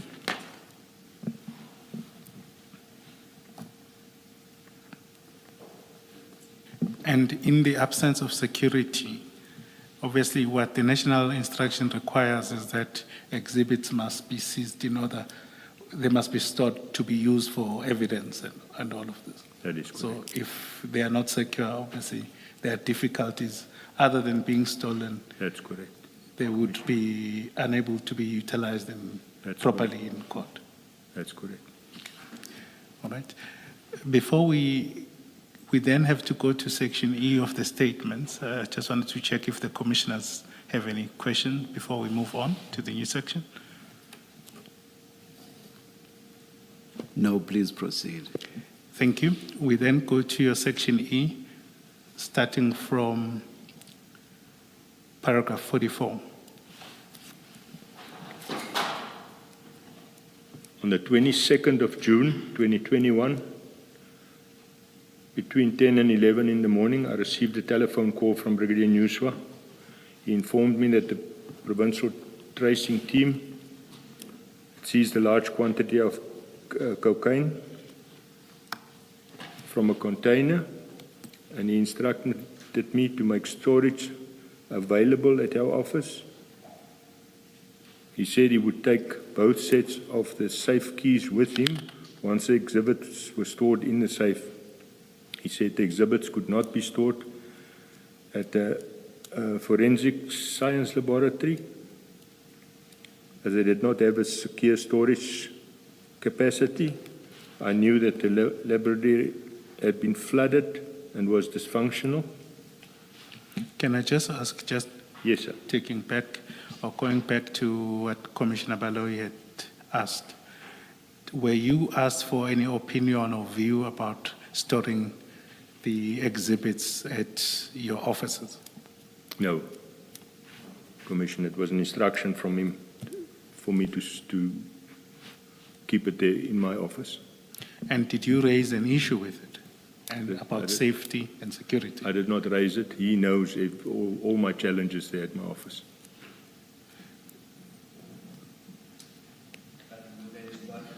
Unlawful.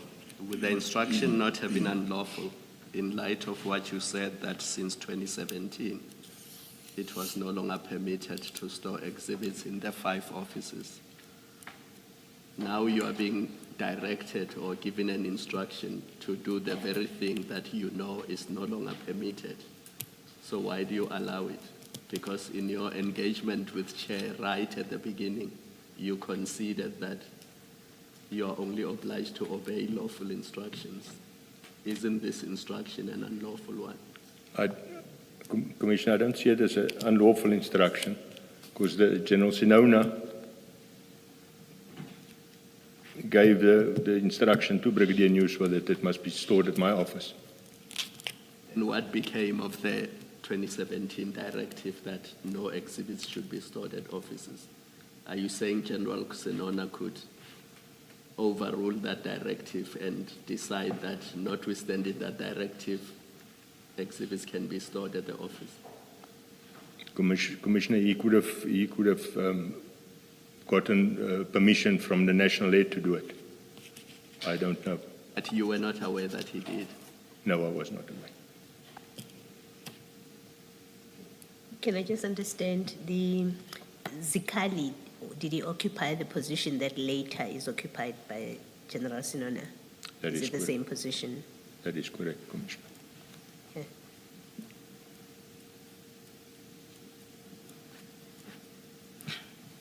If I'm not mistaken, but it may be clarified at a later point, Major General Sinona also, I think, said he was informed by Brigadier Nuswa about storing, but I suppose that will come on. So your evidence is that it is Major General Sinona that gave Brigadier Nuswa an instruction. Am I understanding you correctly? I do not think Brigadier Nuswa would have made that call on his own. I'm sure he would have sought guidance from General Sinona. So what I'm trying to understand is whether you knew for certain or you are thinking that was a possibility. Yeah, that was a possibility. Maybe putting it differently, you assumed that Brigadier Nuswa has spoken to General Sinona about this. That is correct, Commissioner. Thank you. Thank you. Please proceed. Paragraph 45. During that call, Brigadier Nuswa did not discuss other alternatives. He made no mention of any other storage. I know there were Durban Police Station, Maiden Wharf or Isipingo stations, which operates 24 hours. These would have been more secure. The newspaper never mentioned anything about taking the exhibits to Isipingo or booking them at the Isipingo Police Station. Brigadier Newswa was obviously aware of the storage capacity of the safe. Equally, he was aware of the vulnerabilities of the DPCI office and the fact that there was no active security. He would have been aware of the security applications I referred to above, the latest one in January 2021. Would have also been aware of the factual reports I gave to him and also the number of burglaries which had been at the office. It was not my place to second-guess Brigadier Newswa's decision and commands. Put directly, I could not question his decision or second-guess him or his commands. I have to respect and follow them, which I did. Soon after that call from Brigadier Newswa, photos of the seized exhibits started circulating in the various WhatsApp groups.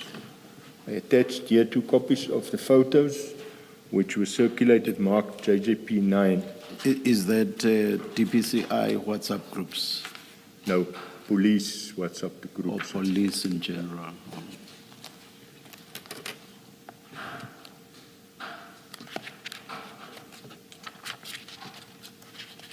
Can you just correct our JJP9? Yes. Our JJP9 is the factual report and not the photos.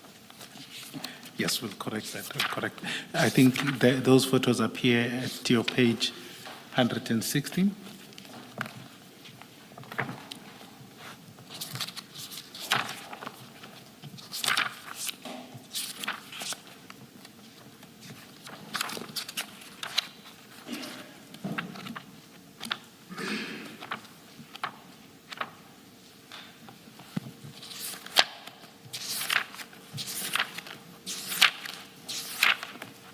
So we should amend the statement to read JJP 12.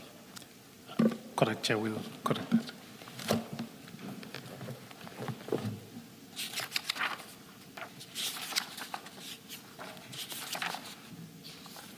That is correct, Commissioner.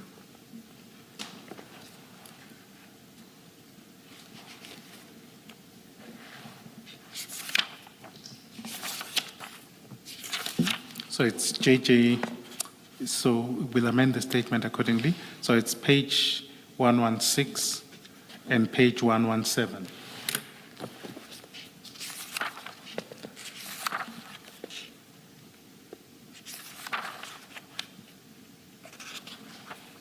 Yes. It was just those two photos. And the other photos did not come from me. Yes, yes. But I'm saying those 2 photos. Yes. And could you then you go on to describe them below? But what I want to understand, were you aware where these were, where they were taken? No, So, It was- so it seems it's in a parking lot somewhere. that's correct. That's correct, Commissioner. You had no idea where that was. No, no. Okay. Please proceed with your statement.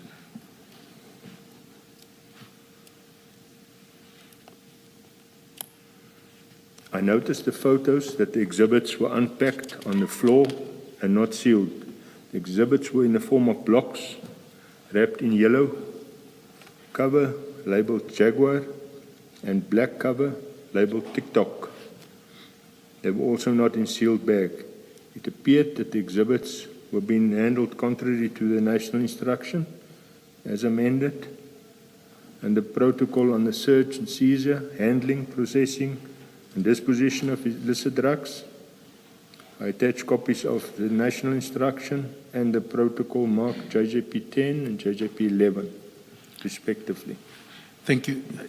Colonel, these pictures that are circulating on WhatsApp groups, were they accompanied by any messages at all? to say anything about them? It was said it was drugs seized in Durban. Only later on during the day it became more clear where it came from. In the same WhatsApp groups? Same WhatsApp group. They were explaining further on Yes, where it came yes. from. Were they subs, WhatsApp groups, or just general public? Subs WhatsApp groups. Thank you. Commissioner. Commissioners, I think earlier on I did indicate that I wouldn't necessarily go to the national instructions. General Flynn did go out at great lengths to the requirements of the sealing of the exhibits and all of this. So I will just keep that. Continue to your paragraph 48. During the course of that same day, around 1300 hours, I contacted Warrant Officer A.B. van der Berg and instructed him to clear the one walk-in safe, room 22, and make it available for the exhibits. I told him that I was instructed by Brigadier Nuswa that it would be used to store a large quantity of cocaine, which had been seized. Normally, we use that specific safe to store official firearms and ammunition. The firearms and ammunition was moved to the other safe, room 24. As I said above, Warrant Officer van der Berg was in control of the safe and keys were with him. If I'm not mistaken, this was around 1300 hours. I do not recall a further call from Brigadier Nuswa or anyone regarding the matter until they arrived later in the afternoon after 1600 hours. This was after hours of our normal working time. At that stage at the office, it was only myself and Warrant Officer van der Berg. The other members had left already. Sorry, just before we go on, so you had a call with Brigadier Nuswa at around 10, 11. Let's give it 11. And the distance from Isipingo is around, it's 110 kilometers, which would be around, at best, if we are really going slowly, 2 hours. But we see a gap of 5 to 6 hours. Did you question, perhaps when they arrived, what was the gap about? I did not question him, no. And did you wonder what may have happened in those 5 to 6 hours? I presume they would have been busy on the scene, processing the exhibits, probably at forensics there, taking fingerprints, all that type of thing. All right, please continue to paragraph 50. Still on the day, at 4:15, the members arrived at the office. Several vehicles, they arrived at the same time as Major General Sonona and Brigadier Nuswa. They were traveling in one vehicle. I cannot recall whose vehicle they were using between the two of them. Other members arrived in 3 combis and a BMW sedan, which was driven by Lieutenant Colonel Dina Govender. The tracing team is a team composed of TRT members and DPCI members. It was formed to deal with cash in transit and it reports to Brigadier Nuswa. The team was not ordinarily involved with drug operations.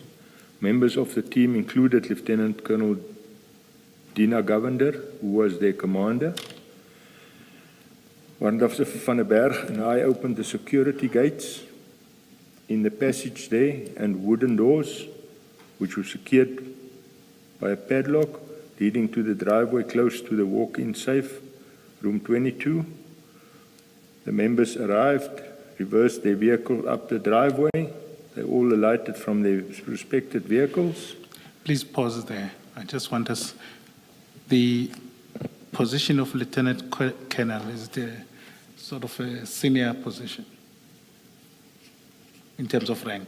Yeah, that's correct, Commissioner.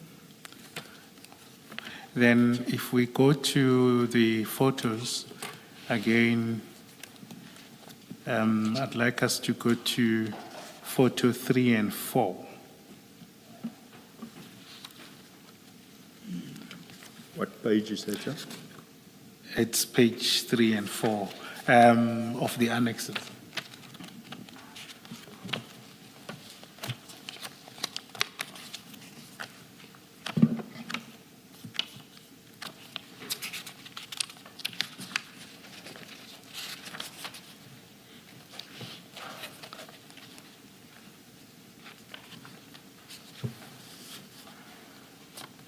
So obviously, are you there?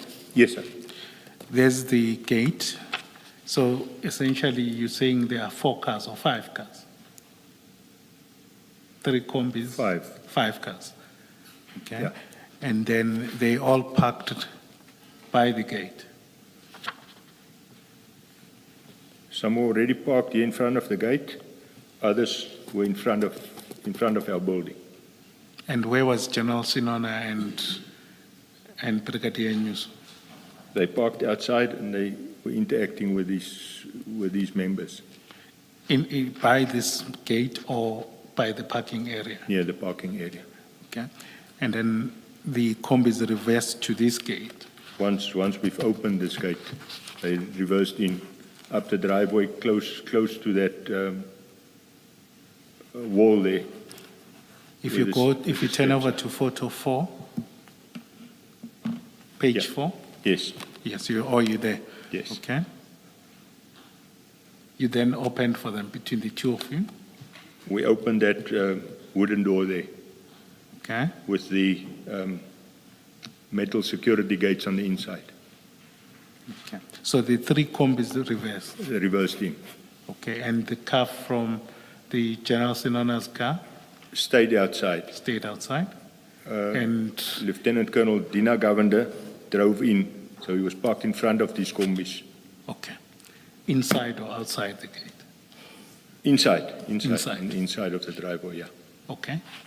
Obviously, we'll come to it. But when the exhibits were being offloaded, was the gate closed? No, It it was wasn't open. closed. It was open. All right. Then let's go back to your statement at page 16, paragraph 52. To that. We heard from General Flynn the mentioning the involvement of Jacob. I forgot what his title is. Was he one of the people that attended or that arrived at your offices as part of this party? Commissioner, Colonel Jacobs, he's the commander of serious organized crime in Durban. Okay. He was not part of He the was members. not one of the people that he was not one No, of the he people never, that arrived. he never came there. Okay, thank you. Sorry, Commissioner. I don't think he was the commander at that stage. He's the commander now. I think at that stage he would have been the group leader for the SANEP section, for the drug section at Durban. I think he was in charge of the drug members. That might be how he described him, yes, at but that he wasn't one of the people that arrived. No, he never arrived on that day, no. Thank you. Just to follow up with that, I think you would have dealt with it later on, but at this point, just to contextualize things, who was there at the offices? From your office, you said it was Warrant Officer van der Berg and yourself. Who else was there other than Major General Sinona and Brigadier Nyuswa and Dina Govender? Who else was present? It was Warren Pangase and then the other members from the tracing team. I don't know all of them. I don't know. So the people you knew was Warrant Officer Pangase? Yeah. Okay. He introduced himself to me then also as the investigating officer of this matter. Had you known him before? Yes. Okay. Yeah. Thank you. Please then proceed to your paragraph 52.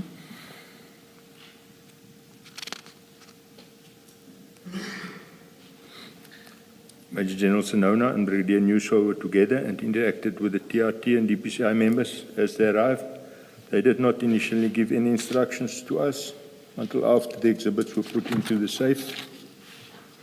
I went to Major General Sinona and Brigadier Nyuswa, greeted them. Warden Simpangase identified himself to me as the investigating officer of this matter.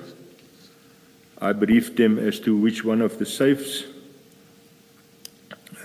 we will be used to store the stuff, the exhibits in. Major General Sinona then called Dina Govender and told him to go and buy coffee for the two of them. I then told Warrant Officer Pangase that the safe is available. We have cleaned it out and that we can take the exhibits to the safe. I must point out that no one, not even Brigadier Nuso or Warrant Officer Pangase, told me the exhibits had been at Isipingo. They also did not discuss that they had looked for any other alternatives. I went with Warrant Officer Pangase to the Is there any significance in your mention of the fact that you were not told that the exhibits had been in Isipingo? Commissioner, I only saw on those WhatsApp groups where these exhibits came from. I was not told by any one of them where it was seized and where it came from.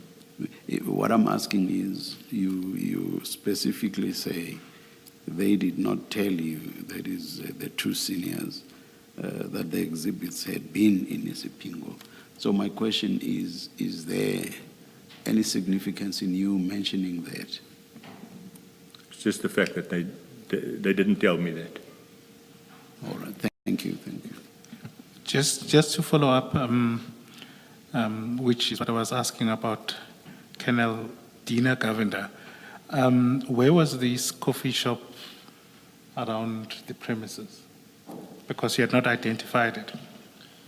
How far was it? It's just around the corner. If I go to this, let me just see if I can. No, it can't be seen there. Sorry? It's just around the corner. It's 250 meters from the office. Okay. And with the 5 members, how many persons were there when you were doing the offloading? There was quite a lot of them. I'll Quite a say lot. Easily about 20 of them. 20, okay. Yeah. That's fine. All right, thanks. Please proceed. Earlier you spelled Dina as D-I-N-A, I think twice. Now you say D-E-E-N-A. What's the correct spelling? D-I-N-A. D-I. Apologize for that, Commissioner. This one at 53 should be corrected then. All right, thank you. Colonel, going back to the chairperson's question about they didn't inform you that these drugs had been to Isipingo first. They didn't inform you of that. Had they told you that these were first booked at Isipingo, or if you had known at that time, administratively, what would have happened? What would you have done as a receiver? What would you require? What are the processes that would have had to be complied with for you to receive these drugs that you are now told were in Isipingo? Is there anything at all? We would have just used that SAP 30 number in our occurrence book entry. Okay. If they had booked it in there and they did supply it to us, we would have included it in our occurrence book entry. Okay. Thank you. And would that have included you confirming physically that what was taken from Isipingo, what had been booked in and booked out from Isipingo, is exactly what is being given to you? Would you have had to physically check that, or it would be sufficient that they just gave you the SAP 13 so that you enter it in your book? If they had a copy of the register, it would have assisted, so we could have known how many bricks was entered there. And would you have checked them physically, is what I'm asking. I wouldn't have necessarily checked them because they took the keys.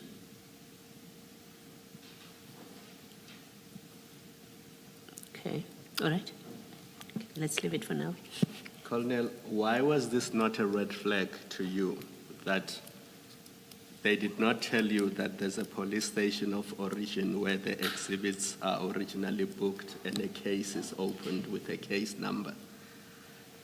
If they were just bringing to you consignment of cocaine, 554 kilograms, without knowing the station of origin, I mean, surely that should have raised issues with you, because they could have been trafficking cocaine illegally. I mean, if it was seized somewhere, it had to be booked in a police station. and there should have been an SAP 13. And if it was coming to you only for storage, then in your own occurrence book, you should have recorded that it has been booked at a police station, either in Sipingo or WAF or wherever. It is only coming to my offices, because yours is office and not a police station, for storage because you have a safe there. And then you keep a proper record of what has been brought to your offices. I mean, the fact that you were given an instruction to just store drugs, but you don't know where they came from, that is a problem, isn't it? Commissioner, I agree with you. The first red flags that I saw was that these exhibits were not brought in evidence bags. They were not sealed. It was brought in the same black carrier bags that they found it in wherever the container was that they found it in. It was all put out nicely to take photos on the ground, and then it arrived back in my office, still in those same bags, not sealed in evidence bags, like it should have been done. It should have been processed by the proper people for DNA, for touch DNA, for fingerprints, all that. These arrived by me just back in those same bags that were seized in. That was completely wrong. So being aware of those irregularities, and you've mentioned at least 5 of them, you still obey the instruction. That's correct. But then it was an unlawful instruction. I won't say it was unlawful, but the fact that there was a lot of red flags. And the 2 senior, this general and the brigadier, was happy with it. So you, as long as your general and brigadier were happy, you were also comfortable? I was not comfortable, but I cannot point that out to them.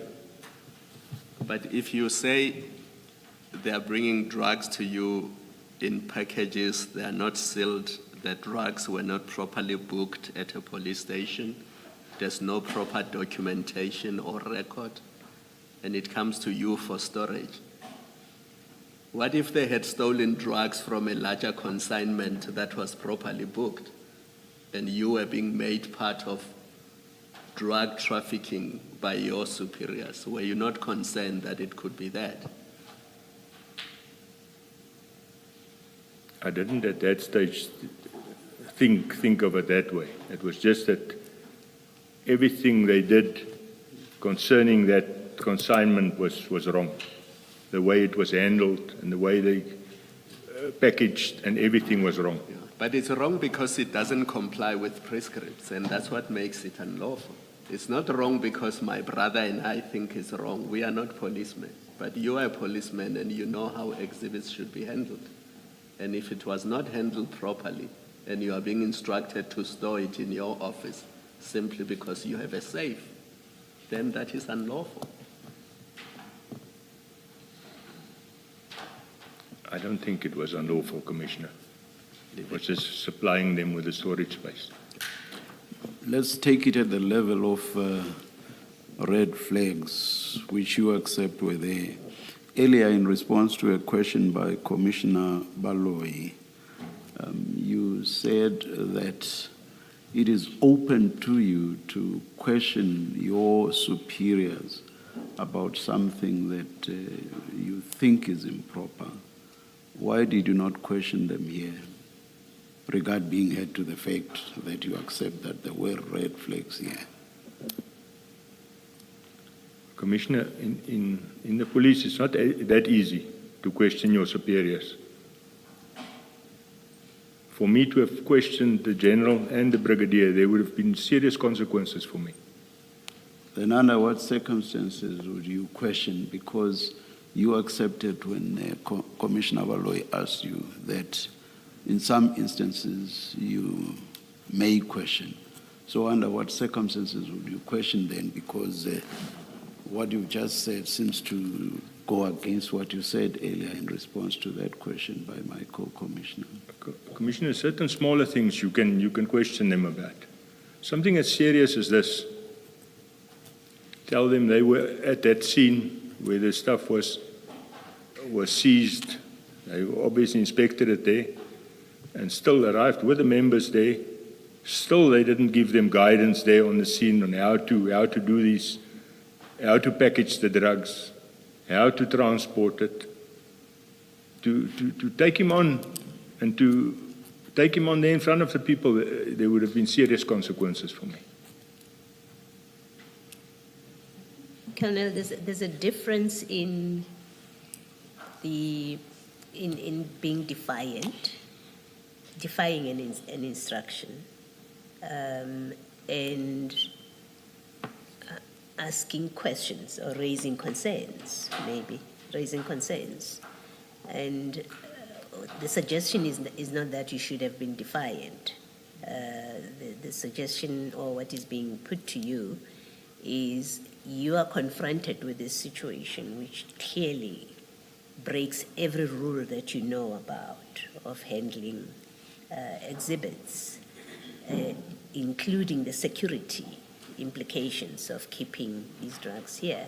Granted, at that time you didn't know that these were going to be there for months. You didn't know that on that day one. But you are keeping this huge consignment where you don't have security at all. It's difficult to understand that you did not raise that at the time without being defiant about it, but raise the concern. And still be told, no, we will keep it here. You know, we hear your concern, but we'll keep it here. But you don't at all. And you rely on historical correspondence that, well, they know from, the last correspondence that we don't have security, when in the moment where you're being asked to store a huge amount of cocaine with huge value, you don't say at that point, maybe we should go, should you not be thinking about another police station? Or give me security tomorrow or tonight. I would like to have more people who are going to be watching this. That you did not do that is difficult to understand. I accept what you say, Commissioner. Thank you. Thank you, Mrs. Can I just follow on what the commissioners are asking, perhaps? So, at least at this stage, and I take it because you are receiving some instructions, we've established that, at least as of 2017, your office no longer has the authority or the can't store exhibits. So there's no SAPS 13 register. Essentially, what that would mean legally is that your offices are wholly unsuitable. Would you accept that? And that you and Brigadier Nyuswa and General Sinona would be aware of that? You mean in 2017? In 2021. This is now in... That's correct. Right. Commissioner. And Warrant Officer Mpangase would be aware of it? That's correct. And you are now seeing that the bags or the exhibits are not sealed properly as they should according to the national instruction. That's correct. And at least yourself, Major General Sinona, and Brigadier Nyuswa would know that. That is correct. That it would be contrary to the prescripts. That's correct. Now, in terms of seniority, Major General Sinona and Brigadier Nyuswa were the ones giving you instructions, and you saying you had to obey those instructions and commands. That's correct, Commissioner. With hindsight, would you say that, and I'm not saying then, I'm saying with hindsight, would you say that they gave you an unlawful instruction? Seeing all the shortcomings that could have been so, yes, Commissioner. No, I'm saying we've canvassed the requirements of what is to be done, and all the three of you at the very least are aware. I'm saying with hindsight, would you say that they gave you an unlawful instruction? I would agree with that. Okay. Thank you. Ask still on this theme. Is there anything in the whether DPCI or the broader SEPs that regulates and would enable a person to escalate matters? So, for example, you have these drugs that come to you in June. It's now, say, July. You still don't have security, and they're sitting there, and you are raising the matter of security continuously. You have this break-in in October. You raise the matter again with Nuswa, and nothing with Brigadier Nuswa, and nothing happens. Is there no mechanism where you can escalate it directly, or copying, say, General Sinona, but ultimately then General Libya? There's no such mechanism. Commissioner, there would have been big consequences for me if I had done that. There's strict instructions that my line of reporting to Brigadier Nuswa, from him to General Sinona, from Sinona to the national head. If I spoke directly to the national head, there would have been big problems. So you say there's a strict instruction of that reporting or how to handle matters. That is correct, Commissioner. And in terms of that, if as in this case, Brigadier Nuswa does nothing about it, that's the end of it for you. As with the security thing, there's nothing more you can do about it. Commissioner, the national head was also well aware of the security challenges at my office. As I explained with the provincial inspections that we have every quarter,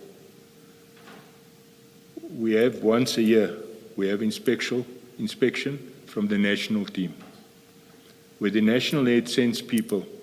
It's normally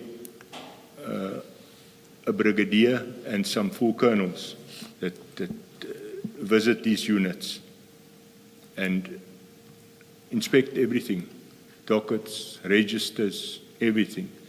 And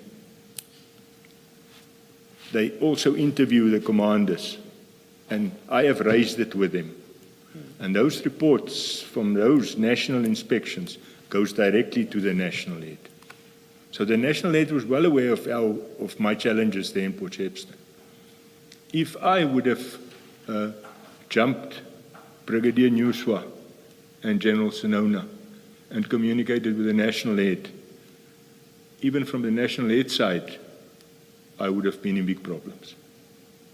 And you're saying the system or the prescripts work in such a way that even after the October break-in, where now we know you're sitting with this consignment of cocaine, are you saying even after the October break-in, having raised the alarm with Nuswa again and say Sinona, you're saying you could never reach out, you were not allowed, you're precluded rather, reaching out to General Libya at that point because you're going outside of the prescripts? Is that what you're saying? That is correct what I'm saying, Commissioner. Right. And these factual reports about each incident that happens at a DPCI office, that is escalated to the national head. So he would have received that factual report of the breaking, and he knew that those drugs have been stored by me. Yes, that would have been my next question, because I didn't remember what the evidence was previously, that the national head knew that those drugs were being kept at your office. I would presume that Brigadier Naika would have informed him. Brigadier Naika is the SANEP coordinator sitting here in Pretoria, He falls under the DPCI, under the national head. All drug seizures are directly reported to him. When General Musekile came down, the Thursday after the break-in, I was called into the Durban office. I'm still getting to that in my statement. Brigadier Naika was there as well. So it would have been, the national head would have been notified. You assume, at this stage, you sitting there now, you assume the national head would have known that you were storing this. You are not saying it as a fact. You assume he would have known. All right, thank you. Thank you. Thank you. I just want to follow up on what I consider is one of the most important aspects, at least for the commissioners, upon making recommendations. What are these big problems that you say you would have faced? I would have been charged departmentally. I could have lost my job.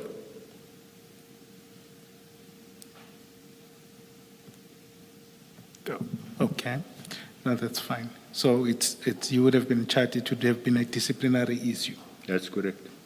And obviously, if it is found that it was an unlawful instruction, you would, let's say, assuming we've got an independent chairperson, you would have been absolved at the very least.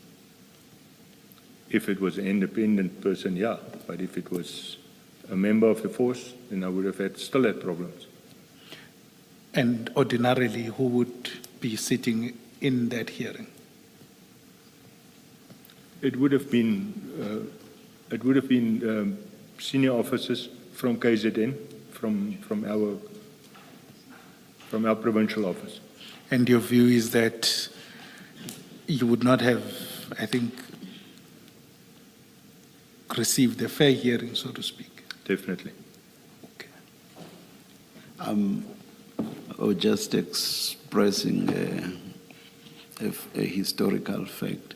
I was a civil servant in the early 80s, and they were very strict with what they called channels of communication.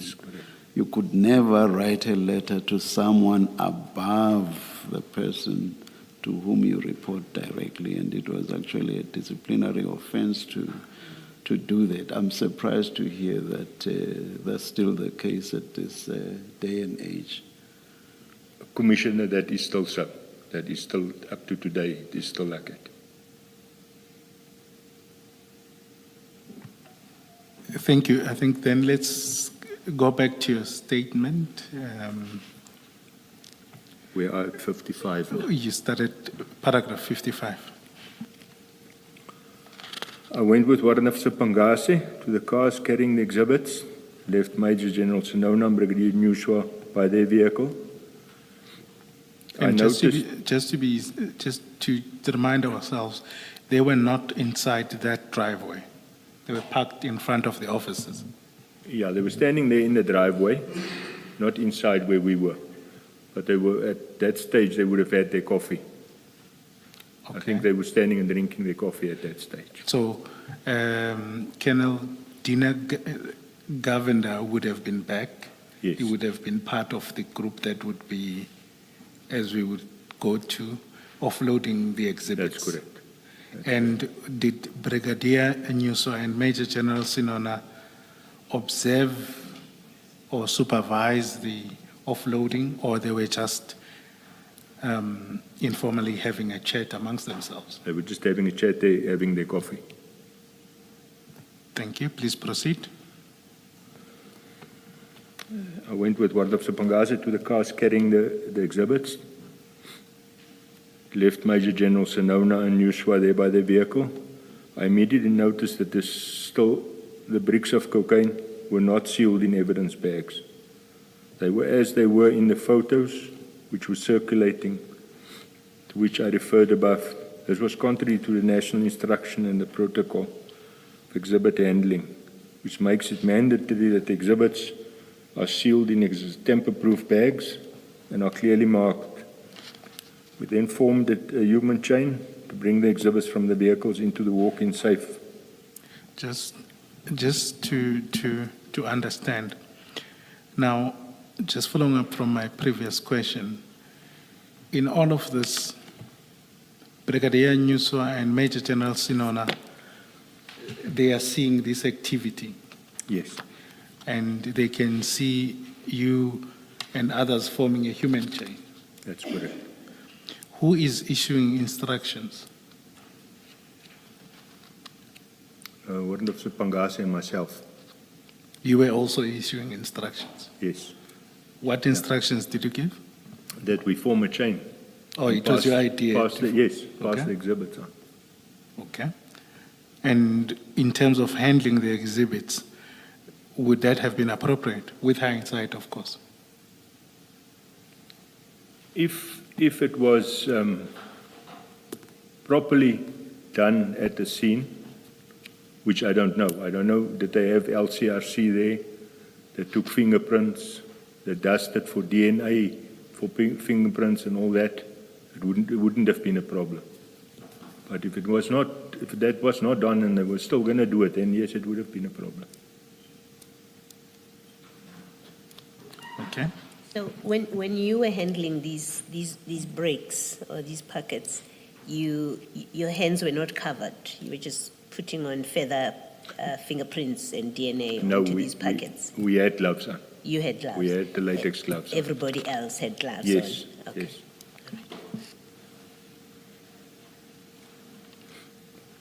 Please proceed to paragraph 56.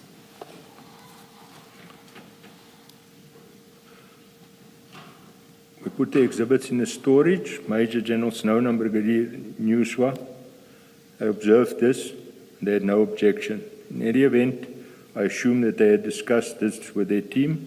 As a provincial commander of DPCI, provincial head, they had the ultimate responsibility and authority to issue commands. Neither myself nor anyone in the office were in control anymore. Warrant Officer Pangase was in charge and under the direct authority of Brigadier Nyuswa. My role and those of members from my office was to follow the instruction given by Warrant Officer Pangase and Brigadier Nyuswa. Another strange thing is that they did not require the booking or registration of the exhibits at the office. We did not have a SAP 13 register since its decision had been taken in 2017. The office would not store exhibits. Brigadier Nyuswa was well aware of this, and I presume Major General Sinona would be aware. The exhibits were not recorded in any form of book. We were also not given a copy of the original SAP 13 register.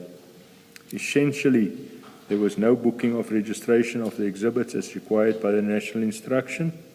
Put differently, the exhibits were not recorded in any register. This was a big risk as the exhibits may have or could have been potentially stolen by any person handling them. The exhibits were also not counted. Again, neither Warrant Officer Pangase nor Major General Sinona or Brigadier Nyuswa even remotely suggested that the exhibits be counted or registered somehow. Once all the exhibits were placed in the safe, and I was told that there were 541 kilograms of cocaine. I could not verify this as there was no counting, and I did not have the keys to the safe thereafter. In terms of the national instruction, even if the office could receive the exhibits, it's required that all exhibits must be physically checked and marked, received correctly or not, in the column next to the item described, paragraph 11.5 of the instruction. Notes set out the information which must be provided. The information includes station name, receiving station, telephone number, CP30 number, CAS number, personnel number, the rank, the name and initial, and the signature of the official receiving the exhibits.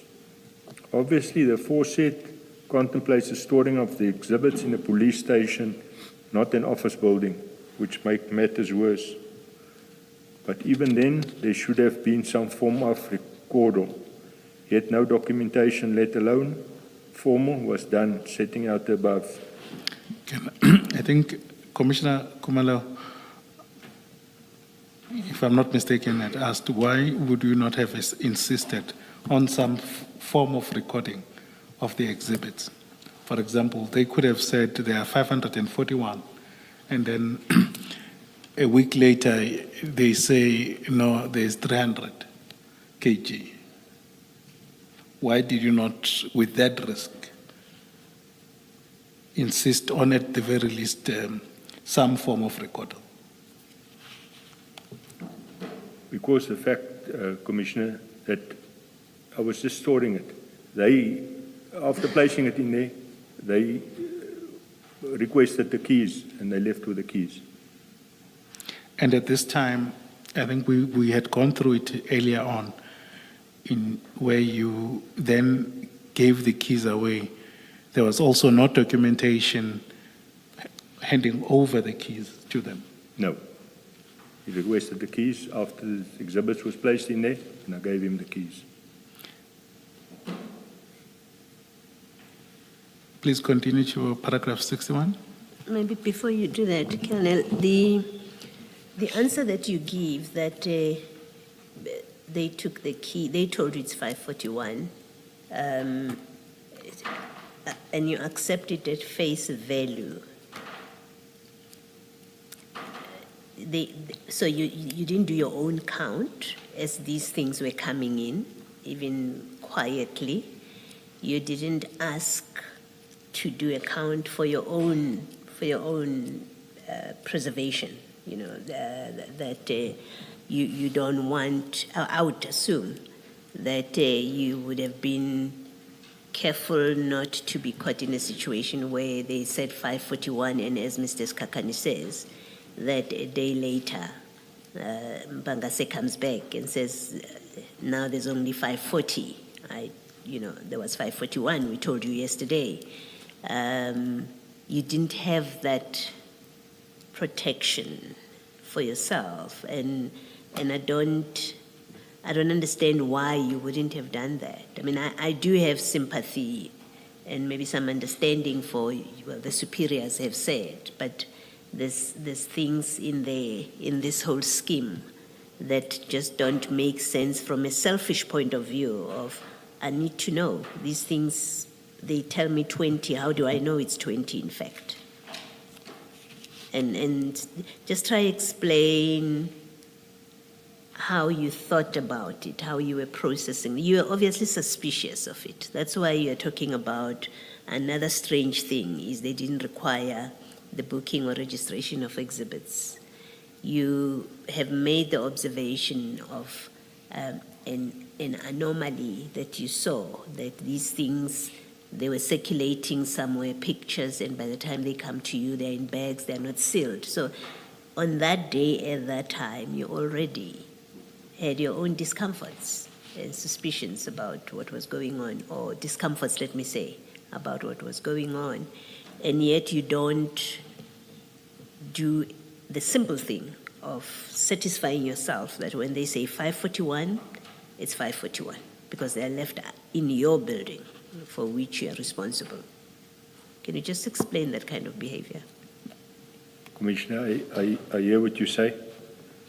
The fact is that if we had a SAP 13 there, and it was going to be stored in my office, and it's going to be under my control, I'm going to have the safe keys. And that makes all the difference. Because I've got no say over those drugs.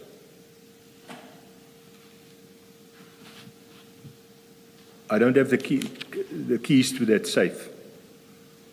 That's why I didn't, and the way it came in there, not in evidence bags and stuff, that's why I didn't want anything to do with it. So that's the view.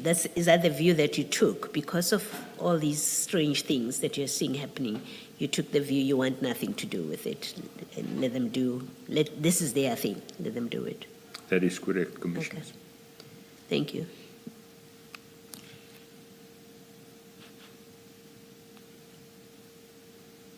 Go to your paragraph 61.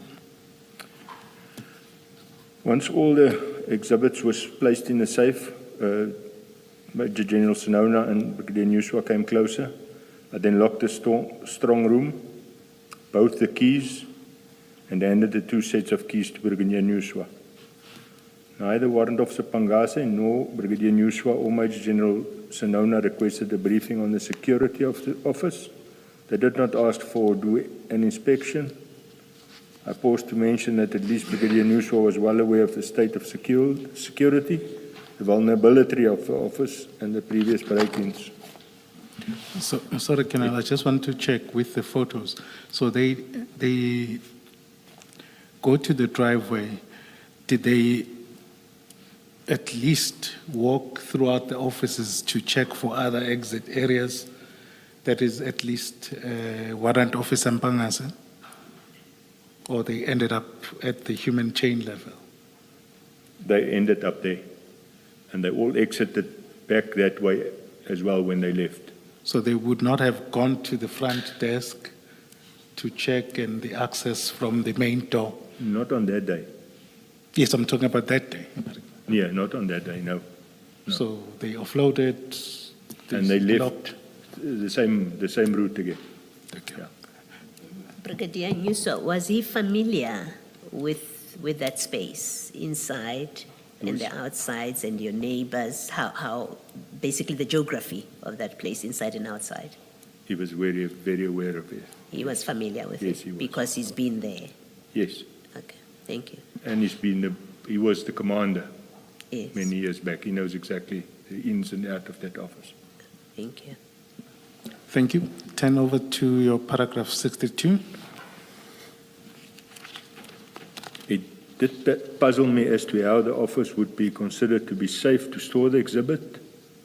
It was simply not safe, let alone for such high value exhibits. As I state above, the office was closed after normal working hours and on weekends. Further, at the time, the area was experiencing heavy load shedding twice a day. I assumed he made his decision to store the exhibits at the office, having taken all these facts into account.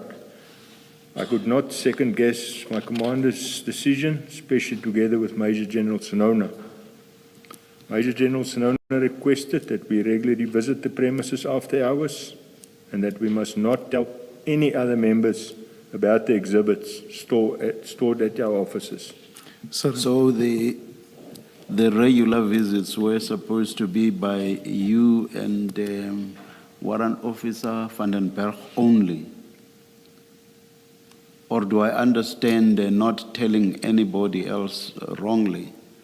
Because when they say don't tell anybody else, I understood that to mean so only you and Warrant Officer van den Berg should know about this.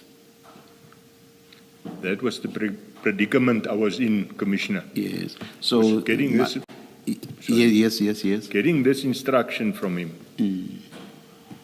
The members must visit the office regularly after hours.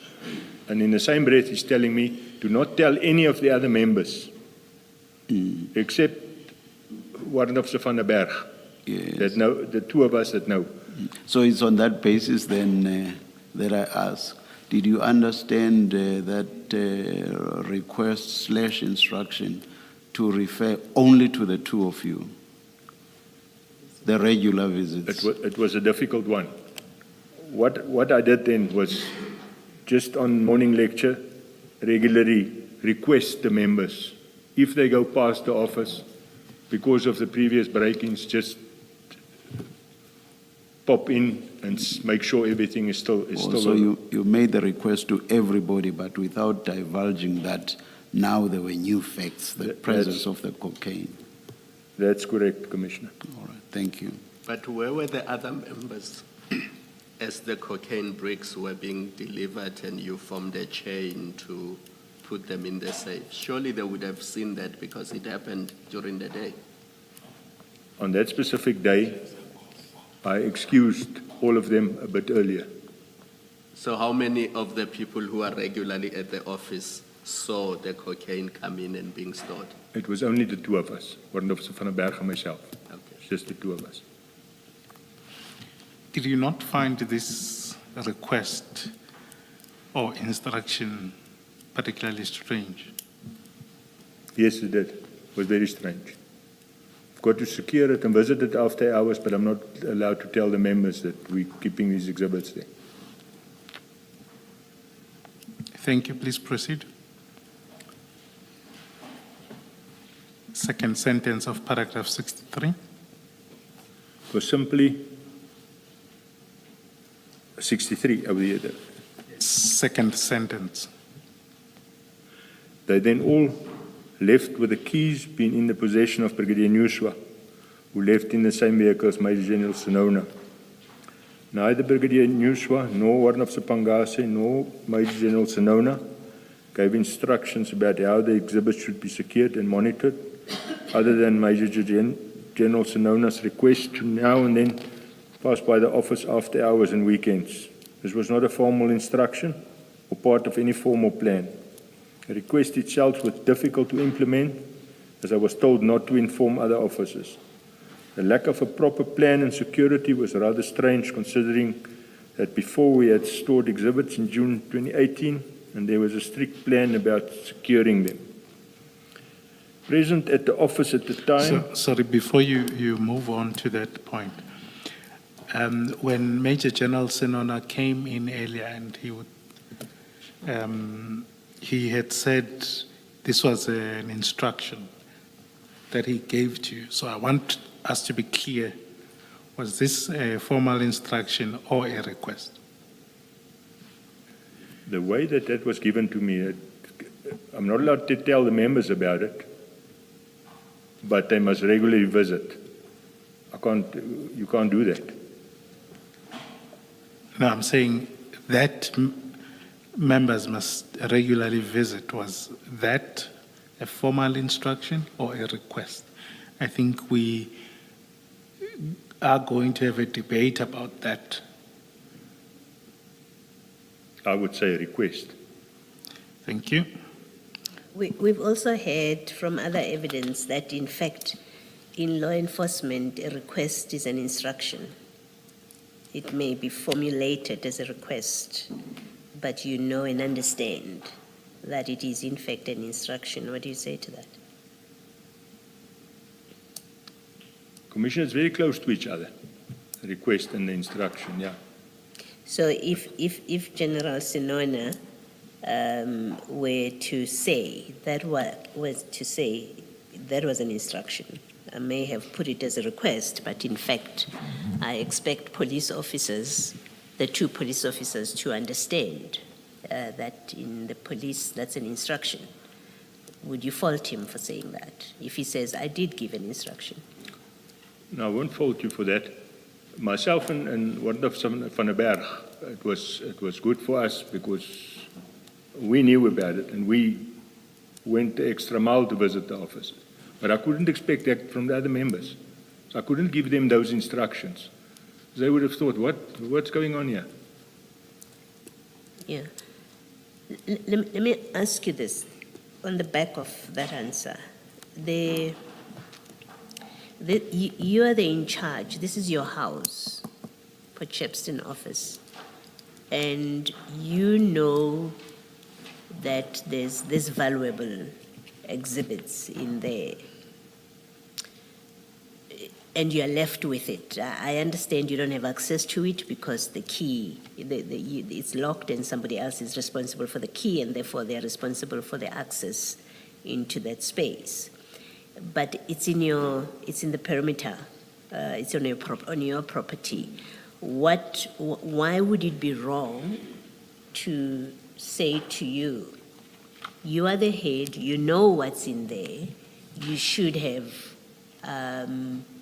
instructed your members, in fact, without telling them, without having to disclose, you should have given instructions to your members and firm instructions to rotate so that there's always visibility as much as possible to your premises from your members And why would they not follow that kind of instruction from you?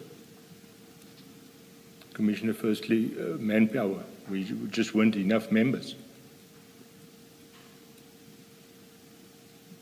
Could you not request assistance from Newswa, Sinona, to say, get me people, I would like to rotate people here so that 24 hours we know someone is driving by or someone is in the vicinity? I did not do that, Commissioner. You didn't do that, No. but there was nothing that precluded you from doing No, that. You could have done it could have done if you had thought about it. Yeah. Okay, thank you.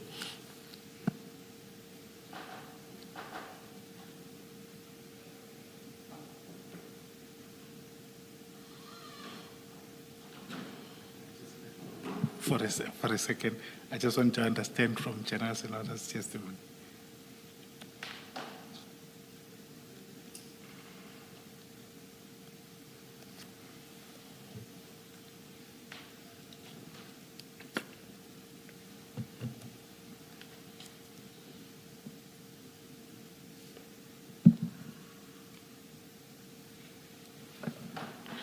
No, I think to be fair, on the earlier issue, General Senona had testified that then head General Libya was made aware of the storage, just to be fair to the witness. On the earlier point, it just troubled me to raise it as a point. They said they did inform him, albeit thereafter.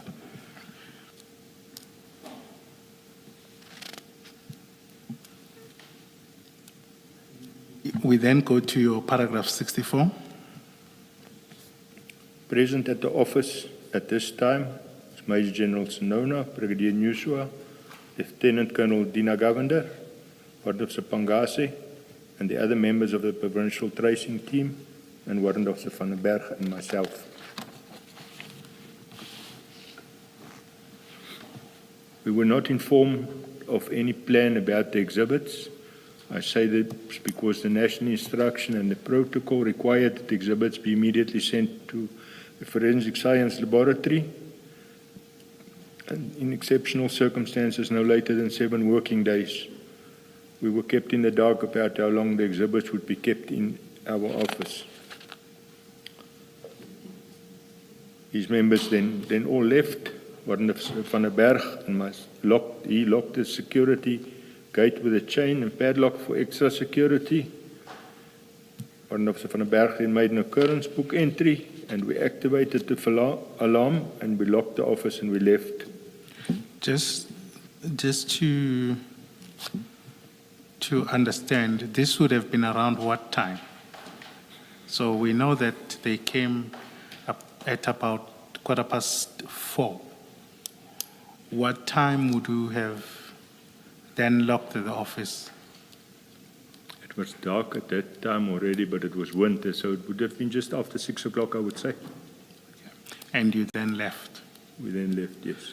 And do you know if there was any load shedding over the night around the area? In that day in particular? I cannot recall 100% if there was, but that was a period when we had very bad load shedding. Okay. Okay, please go to your paragraph 67. I did request members to pass by the office when they are in the area. I did not give them further details as I was instructed not to. Colonel, this is what had confused me. I had assumed that your request to the members was made on the same day. So based on your response to me and Chair that the members were not there that day, it means this request would have been made some other day. The next morning. The next morning when they were there. At our parade. But you did not tell them what the reason is for them driving around and monitoring. No, I did not, Commissioner. So even when they were driving around after hours, they would not know what they were monitoring. No, it's to make sure that the office is safe, that there's no problems at the office. Yeah, criminals are smarter than that. They can break in without you seeing that there's been a break-in. And was there a schedule, or would I wake up and say, let me go? And then Commissioner Baloy would also say, let me go, and we get there at the same time. Was there a schedule that would have made this orderly? We did not make a schedule, no, Commissioner. And surely these members would suspect something. I mean, why all of a sudden are we being asked to drive around? Why this service suddenly, the safe, why is it suddenly not accessible? Why is it suddenly locked? Why is it that what was there before is no longer there? Did your members not ask these questions? Commissioner, they won't often need anything from that safe. They are all issued with their own firearms that are on the SAP 108, their personal firearms.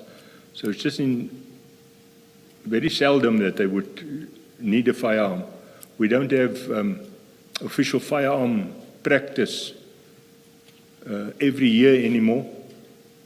So in that 6 months, there's a possibility that there was no shooting practice, so there was no need for the R5 rifles, nothing like that. The issue never arose from June to November where one of your members asked, Colonel, can we go in here? What's happening here? Why are we suddenly required to drive around after working hours? Commissioner, no, they didn't, because nobody need to go into that safe. What Officer van der Berg, he's the one that normally goes in. If anything is needed by them, he would go and take it out and give it to them. And a follow-up to my last question. I gave examples of 2 officers deciding to go and going at the same time. But there was also, in the absence of a schedule, the possibility that everybody would not wake up and everybody would think, Officer Kumalo has gone, Officer Baloy has gone, and in the end, nobody goes. Do you want to comment on that? Commissioner, the guys go to the office quite a lot after hours because of work that they must do, prepare for court cases and all that type of thing. So you won't find a weekend where there's not 2 or 3 people I'm at the talking office. 2 a.m., 3 a.m., which is the most likely time that burglars would go there. They won't go at 5 p.m. when you are still busy, or even 7 p.m. when those who are quite energetic in terms of their work would still be there. Talking 2 a.m., 3 a.m., 4 a.m. I agree with you there, Commissioner. We didn't have a formal schedule like that. In the morning parades, did you, or at any point, did you make inquiries from your members in whatever form to see whether there is that kind of monitoring happening?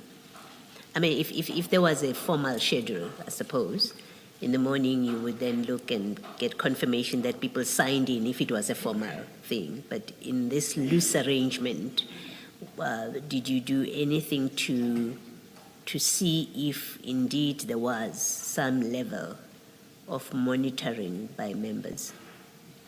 Members would normally, if they go and visit the office after hours, make an OB entry and sign it, that they've been at the office, everything was okay.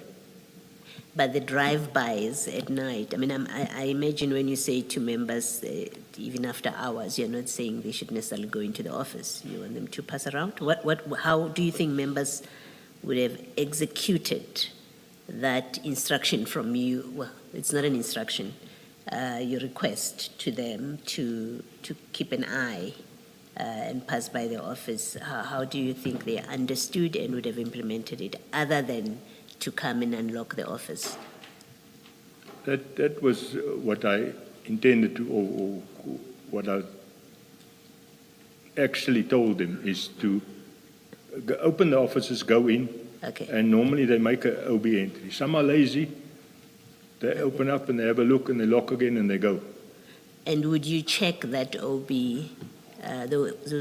your OB book, would you check them in this period to see whether someone did come in or not? I check it, that's one of the registers I also check once a week. Okay. So in this period you were doing that? Yeah, I was doing So you would have a record of who came in after hours on Yes. a particular date and at what time? that. That OB would be available, Commissioner. Thank you. Let us adjourn and resume at 2 p.m.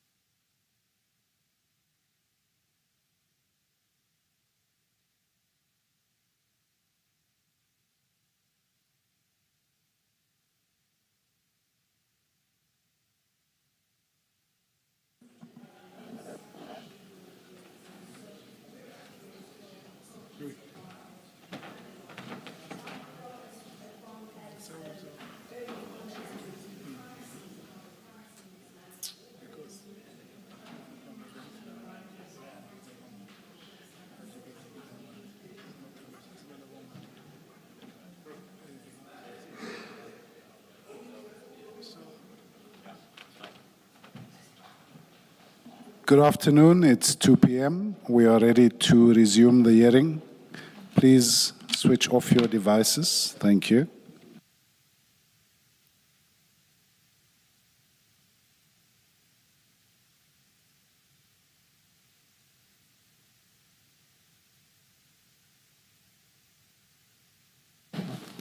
Yes, Mrs. Kakane. Thank you. Can I read through? We're at your statement, page 21. We were dealing with paragraph 67, and it was about you requesting members to pass by the office when they're in the area, you recall? Are you there? Yes, I'm there. I just wanted to clarify something before I move over. I was going through some part of the record, and according to his testimony, Major General Senona said he took the keys, not Brigadier Nyuswa. What would be your version on that? They at the office, Commissioner, I gave the keys to Brigadier Nyuswa. Okay, no, that's fine. I just wanted to clarify that part. Okay, so please continue to your paragraph 68. In terms of capacity, the DPCI office safes could store large quantities of drugs. The one safe was able to store the exhibits in question. I must point out that previously, when Brigadier Nyuswa was still the unit commander there, we had stored a large quantity, 4.5 tons of hashish, dagga resin, in one of those strong rooms. That was also there for a lengthy period. So I believe it was a complicated investigation that was conducted by members of Durban office and involved Interpol. We also had stored drug exhibits before. That was strictly for short periods. The only time was when we were to store 2 million Manrex tablets in June 2018. Those exhibits were stored for 2 nights. In terms of security, the alarm system was still linked to armed response. Importantly, we had police officers guarding the offices throughout, even at night, until the exhibits was taken to the Forensic Science Laboratory in Pretoria. Otherwise, we never stored exhibits of high value. We had never stored a large quantity of cocaine. Definitely, we never had stored more than 50 kilograms of cocaine. I can say this as I have been based at the office since it was opened in 2004. In conclusion, the storage was unsecure and not suitable for the exhibits. It made me wholly uncomfortable. Thank you. Okay. I just wanted to check before we move over to that new section whether the commissioners have any issue or we can proceed to the new section. Thank you. Please proceed. On the 23rd of June 2021, Brigadier Nyuswa called me and told me that Warrant Officer Mpangase needed to come to the office to take samples of the exhibits. He asked that we must allow him into the office. I then instructed Warrant Officer van der Berg to assist Warrant Officer Mpangase. I was not involved when Warrant Officer Mpangase came. I also do not know what actually happened when he came. However, I know that they came several times, including on the 23rd and on the 24th of June. I also know that in that period, the exhibits were sealed in evidence bags. I must point out that our office was not involved in activities of Warrant Officer Mpangase and those accompanying him. We just gave them access. They had the keys to the safe. They needed us to open the main gate. We were not in control of the safe or the exhibits. There were also no register that was completed. On the 29th... Just before you go on that, so I think it goes back to what Commissioner Baloyi was saying. So it is your office and they literally are coming in as they please and you don't know what they are coming in for. you would not have verified whether the number they gave you as 541 was accurate. Could it be that they would have stolen or they could have taken some of the exhibits while they were this busy? Commissioners, when they sealed these exhibits in the evidence bags, Warrant Officer van der Berg was with them. He compiled a list for them. I do have the list here.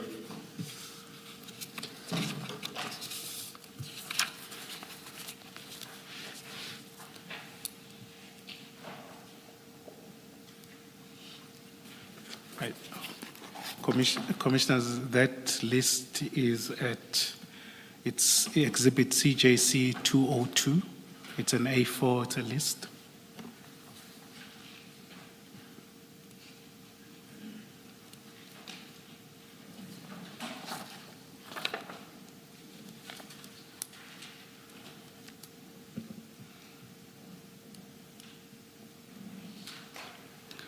So please just explain to the commission what this list, who compiled it? Warrant Officer van der Berg compiled this list for those members from Durban when they sealed the exhibits in the exhibit bags. As you can see, there were 27 of those black carrier bags. Each of them, in the first column is the number. The second column is the unique number of the bag. And in the third column shows how many bricks there were.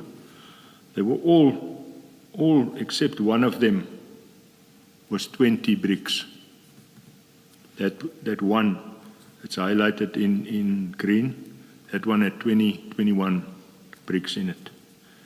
And then on the last column, it shows the color with the bricks. But Colonel, these numbers don't add up. If you just take from 1 to 10, if it's 20 bricks each, how many bricks does it give you? 200. And then when you take that up to 20, it gives you 401 because 16 has 21. Now, if you count further, that's already more than 450. So if you look at this document that you're holding and the evidence before us, already these numbers don't add up. I'll have to have a calculator here, Commissioner. Oh, Chair has just corrected me. It added up when... It's not 451, it's 541. When I added it, it was adding... 451 was stuck in my head. And my chair is alert because he's like, it's the other way around. So 541 is the correct number. And then you said the last column, sorry? That was just the color that it was wrapped in. So where it says yellow/black, Some of those bricks that's in there is yellow and others are covered in black. So it's combination. Combination. Thank you. And there was one, let me just... Oh, it says various colors. That can faintly be seen on that one photo. There's blue and there's different colors in there. So if you look at the second entry, there is orange/black, and then there's white/black. Earlier you had said it was yellow and black. When did it change? If you look on the photos, you can see that, Commissioner. Okay, it's as the photos. Yeah, but the photo, you can't exactly see. Like the various colors, you can't see nicely what colors they are. Okay. No, that's fine. And then at the bottom, there's 4 entries there. Those were the 27 kit bags. They were broken up 8, and 3 because they were too big for the evidence bags. That's why. And who labeled these exhibits? Those members from Durban put them in. Warden Officer van den Berg assisted them to seal it, and they marked it. So the members marked it where? There in the strong room. Okay, so they had a book where they registered these exhibits, I would presume. I believe it was entered during those 2 days. They entered it in Potchefstroom in the SAP 13 there. So if we go to the records at Potchefstroom Police Station, we would have found this register. Yes, Okay, and it would correspond. yes. Okay, thank you. Colonel, when you say, in paragraph 71, you describe the involvement of your office, and yet in paragraph 70, you say you instructed Van den Berg to assist Warrant Officer Mpangase. And then you then say that they sealed the exhibits on the 24th in exhibit/evidence bag. What exactly was Warrant Officer Van den Berg's involvement in assisting Mpangase? What does it entail? According to him, he assisted them to type out, to draw up this page, the CJC 202. Okay. And he assisted them through the SAP 13 clerk in Potchefstroom to get these evidence bags. Okay. You said something about labeling labeling the evidence bags. Was he involved with that? He was involved with the sealing With of the them. sealing, you Yeah. said. They did. So he would know that a bag had 20 bricks. I mean, if he was involved with the sealing of a bag, I'm assuming because those bags, the ones that I've seen at least, are transparent. So he would know how many because he was present and he saw it. Commissioner, yes, he was present there. Okay. So he would be the one to tell us that in fact there were 541 bricks that That's were good. put in evidence bags. That's correct, Commissioner. Okay, thank you.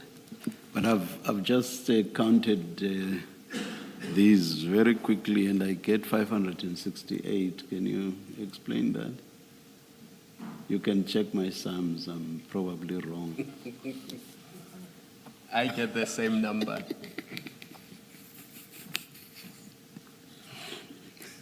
Commissioner Baloi doesn't trust my sums.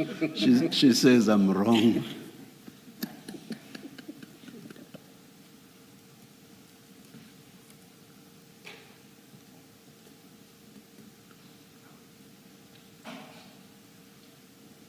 $541 I get, Commissioner.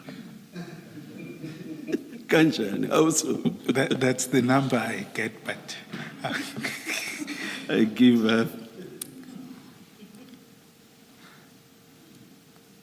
Our 541 stops at 27.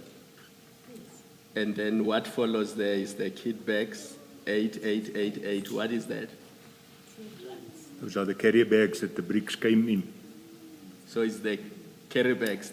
So those numbers 8888 is not the bricks. No, those are the Chair and I bags. counted them as I bricks. just looked at the numbers without looking at what's written on the left. Apologies for that.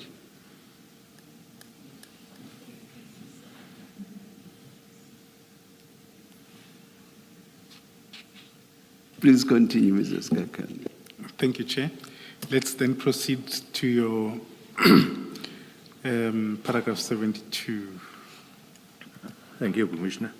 On the 29th of July of 2021, I met Brigadier Naika at our office at Potchefstroom. As I said before, he's the SANEP coordinator. That's the South African Narcotics Enforcement Bureau, and that falls under the DPCI. He told me about the cocaine stored at our office. I did tell him that I was not comfortable with the exhibits being stored at the office, as the security was not up to standard. just before you go forward to the next section, one of the concerns that perhaps we share is what you're meeting Brigadier Naika just over a month since the storage. Were you aware of what was the plan? What was the plan with these exhibits? He didn't tell me, so I don't think he knew what the plan was with it. And did you follow up? I think earlier, if I'm not mistaken, you would have interacted with Brigadier Nyuswa. He's your direct commander. Would you not have discussed with him what was the plan for these exhibits? I did not, Commissioner. Thank you. Can you move to your next section, which we're dealing? Unless you want to expand? No. In terms of the national instruction and the protocol, all the exhibits had to be sent to Forensic Science Laboratory. If a Manzimtoti laboratory was unable to accommodate the exhibit, it was prudent that the exhibits be sent to the laboratory in Pretoria or in the Western Cape. This has been done on other occasions. As I have stated above, the office was not secured. I was particularly vulnerable after hours and on weekends and public holidays. Even after the exhibits were stored at the office, the security did not improve. One would have thought that the provincial office would have taken serious steps to ensure the security of the office. I had made numerous applications for the security alarm to be improved and linked to armed response. Brigadier Nyuswa was well aware of these applications. The latest application before the exhibits were received was on 13 January 2021, which was sent directly to Brigadier Nyuswa, together with a warning. However, no approval was received. The last application was made on the 6th of February 2023. At the time I left, there was no approval. Just to CJC, Commissioners, CJC 201 is another application that was sent. But it's just to show, as the witness had indicated earlier, that up to date, still there is no armed response or to that office. So it remains vulnerable. And again, as you can see, it does indicate what is required. And at the time it was sent to Colonel Motley, am I correct? That is correct. He was acting for a short period. Okay. Thank you. We can move back to your statement. Thank you, Commissioner. Paragraph 76. Months passed by with no further communication about what was to happen with the exhibits. In late October 2021, there was an attempted break-in at the office. Someone tried to access the kitchen side of the office. The glass window was shattered by a stone. While there was an attempt to gain entry, the person was unsuccessful. The incident happened during the weekend when there were severe load shedding. The alarm would not have been working as a result. After I investigated the incident, I prepared a factual report which I sent to Brigadier Nyuswa. I had called him to inform him about the incident. He seemed unfazed about it. There was no steps taken by the provincial office to enhance security, even when the attempted break-in happened. The attempted break-in should at least have raised an alarm at the provincial office and Brigadier Nyuswa in particular. Immediate steps to ensure either the removal or the transfer of the exhibits or enhanced security should have been taken. Can I just ask, perhaps, do you think that that break-in in October was somehow related to the one in November? Just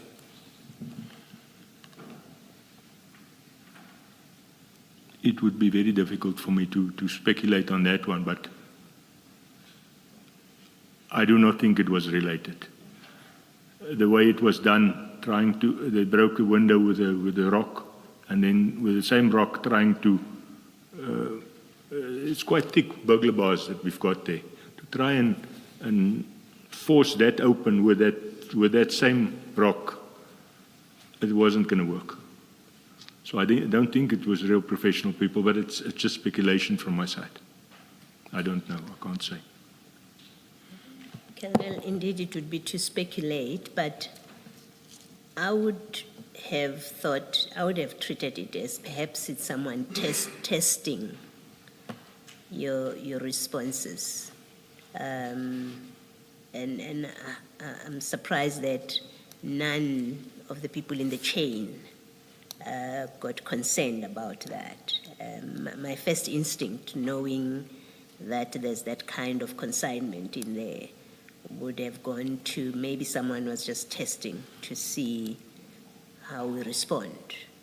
And therefore I would have, taken steps to act instead of just sitting back. Commissioner, that is a possibility. Yeah. Thank you. Thank you. Please proceed. Commissioners, on the 4th of November 2021, I received a call from Lieutenant Colonel Jacob, the one we spoke about earlier, from the Durban Serious Organized Crime Investigation. He informed me that he was appointed as the investigating officer, replacing one of Mpangase, presumably. He asked me when I will be available, as he needed to come to the office to weigh the exhibits. I told him that I was not available the following week, from the 8th to the 12th of November 2021, as I was going to a workshop. I told him that I would be available the week after that. I don't think you read, the whole of paragraph 77.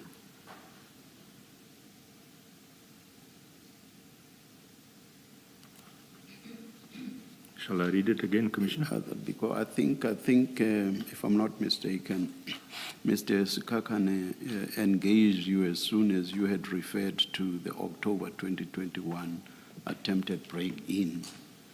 And then there's quite a lot there, even you again reporting the incident. I don't remember that being read into the record. Am I mistaken, Mrs. Kakan? No, I did read the complete one. You? I give up this afternoon. I can read it again, Commissioner. Can I read it? No, if you read it, no, it's fine. I think perhaps it's safer to read it all, Commissioner Chairperson. I think it's just to be on the safe side. Please, apologies, would you read it again? In late October 2021, there was an attempted break-in at the office. Someone tried to access the kitchen side of the office. The glass window was shattered by a stone thrown. While there was an attempt to gain entry, the person was unsuccessful. This incident happened during the weekend when there was severe load shedding. The alarm would not have been working as a result. After I investigated the incident, I prepared a factual report which I sent to Brigadier Nuswa. I had called him to inform him about the incident. He seemed unfazed. There was no steps taken by the provincial office to enhance security, even when the attempted break-in happened. The attempted break-in should at least have raised an alarm, and the provincial office and Brigadier Nuswa in particular. Immediate steps to ensure either the removal or the transfer of the exhibits or to enhance security should have been taken. Thank you. Thank you.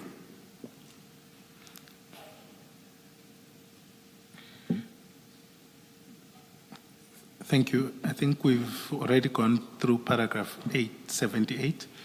Can we then go to paragraph 79? 79. On the Sunday, the 7th of November 2021, I went to the office to pick up some documents which I needed for the wildlife trafficking workshop that week. I went up the stairs to my office. I did not notice anything untoward. I parked at the bottom gate entrance and went up to my office on the first floor. The entrance was secure by a chain and lock. Can we then, just to contextualize things, go back to some of the photos so that we see the entrance that you used? Would you, if you go to photo 5 and 6, it's pages 5 and 6 respectively in the annexes.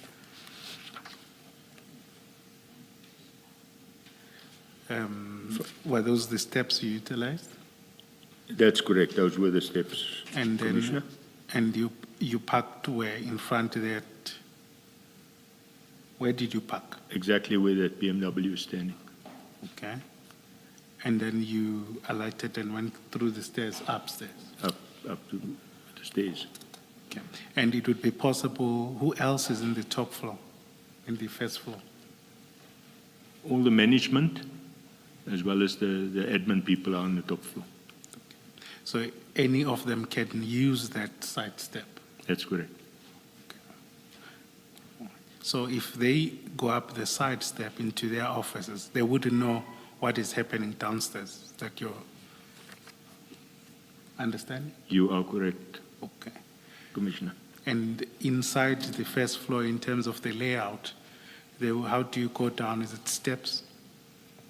There are steps leading down from our boardroom to the bottom. And it is an open area? Yes, it is. Okay. So you would hear if there's any activity, You should, yeah. and you would be able to smell anything?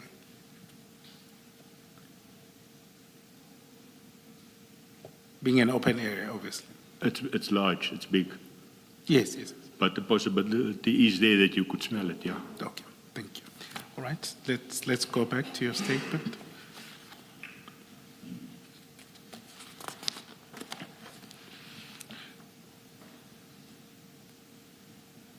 So I think you are in that paragraph 79, you'd start at in that weekend. In that weekend, we experienced heavy load shedding. As such, even if the alarm had gone off, it would be deactivated by the lack of electricity. I stayed at the office for about an hour, and thereafter I locked up and I left. Did you activate the alarm when you left? Yes, I did. Okay. On Monday, the 8th, Just before we go, so in terms of activating the alarm, how is it activated exactly? each one of us has got a code. So at each exit, you punch a pin. At that entrance of ours on top, Yes. as well as the bottom one, there's a keypad there where you activate or deactivate it with your And pin. there's doors by the driveway. Also, there's a keypad, I think you said. There where the BMW is parked here. No. Where there was a driveway where the exhibit. Those wooden doors there? Yes, wooden. No, There's no keypad. because nobody goes in there. It's locked from the inside. Yes, So- but in terms of accessing the building itself. So if I use that door, You can't enter it from the driveway. no, locked. if I jump over the gate, Still, you can't access that door. You can't go in there. You must open it from the inside. no, I understand that, but I'm saying in terms of the alarm. No, there's no keypad there. Yeah, so I'm saying if I have the right tools, I can access that without the alarm being triggered. You will trigger it with the sensors that are in the passage there, Yes, no, Yeah. I understand that, but you can't deactivate it there. that's fine. Yeah. Okay, so but I can trigger it. I won't be able. It's not triggered just by opening the door, even if I'm breaking in. No, it will. It's got It will be. sensors. It's got sensors on the Oh, door. I see. Yeah. Okay, Yeah. that's fine. All right. Please proceed. Commissioner, on Monday, the 8th of November 2021, I reported for duty as normal at 0600 hours. I'm usually the first one at the office. I went straight up to my office at the first floor using the external side step. I did not notice anything towards. I also did not smell anything. I then started working. Sorry, just before you go You're saying that you started working. When were you supposed to go to the workshop? I think it was 9:30 that morning. Oh, it was 9:30, okay. Yeah. So you go upstairs and you didn't smell anything? No, Okay, started working. okay, thanks. It was about 10 to 7. Warrant Officer BJ Pinar phoned me and said we had a big problem and I must come down to his office. As I was starting to walk down the steps, I could smell a peculiar smell, which you normally have when metal has been grinded open with a metal or steel grinder. When I got down, I saw that the office was, Pinar's office was trashed.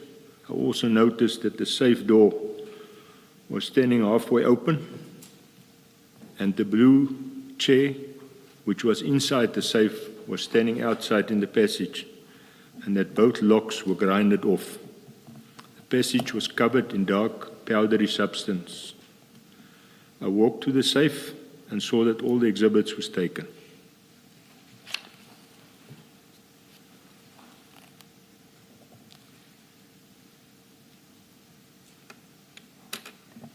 So you say, and obviously you insist that you didn't smell anything or when you got into the office for those 50 minutes? No, I did not, Commissioner. Okay. Okay, please proceed.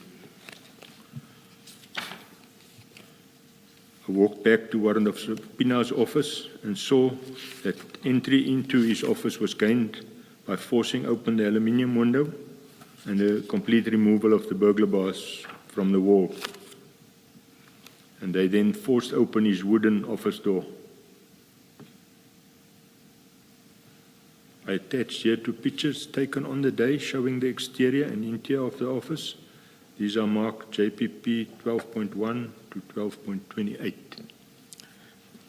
Thank you, Chairperson. We'll just correct the labeling, I think, earlier of these photos. But I do want to go through some of them, but I think we would have adjusted them at some point. If you turn over to these photos, starting at page 123.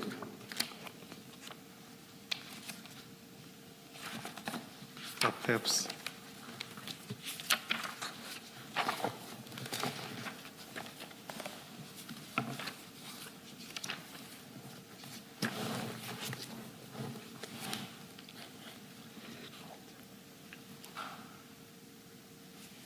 Can I go through them, Commissioner? Yes, you can take us through those photos. That must be photo 3. It shows the entrance gate to that hardware shop. Photo 4 shows the chain and lock that was cut off. The next two photos, you can also see the one link that was cut in half. Photo 7, on page 125, shows those concrete pipes, as well as the next photo on 126. And then on 126. On the floor there, are those what's that? Those are the torn open exhibit bags that those bricks of cocaine were in. So they actually took the exhibits out of the bags? Yes, they did. So how would that work? It would mean they will take each brick, put it in another container or bag? They could have taken those same black carrier bags because that was missing as well. Okay, the kit bags? The kit bags, they were sealed in 4 exhibit bags. Yes. Because they also gone. It's a possibility that they used the very same bags to put the bricks of cocaine in. If you look at the photo in 127. Sorry, just before, did they, according to your knowledge, they take did they remove all the exhibit bags? From the safe. No, what I'm trying to, when they removed the bricks from the bags, from the exhibit bags, was that in respect of all or some of them? All of them. What could have been just the rationality of that? Why couldn't, if they had time, why couldn't they just take them in the exhibit bags? And I think the possibility is if they are caught or something with that, it can link them back. Nothing else can link them back, but those exhibit bags can link them back quickly. obviously they would have drugs, so either Yeah, way. obviously the drugs as well, but I mean, to say exactly where it comes from. I see, okay. If you look at 127, some of those bags, they've pushed it into those concrete pipes, the empty bags. Same as in 128. Same as in 129.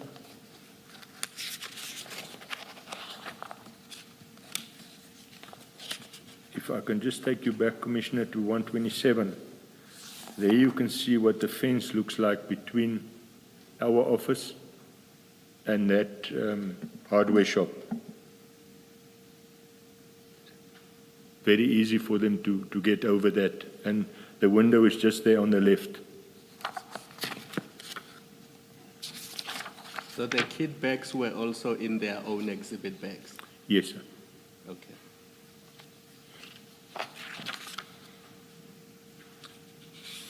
If you look at photo 16 on page 130, Commissioner, there you can see where they broke the window open.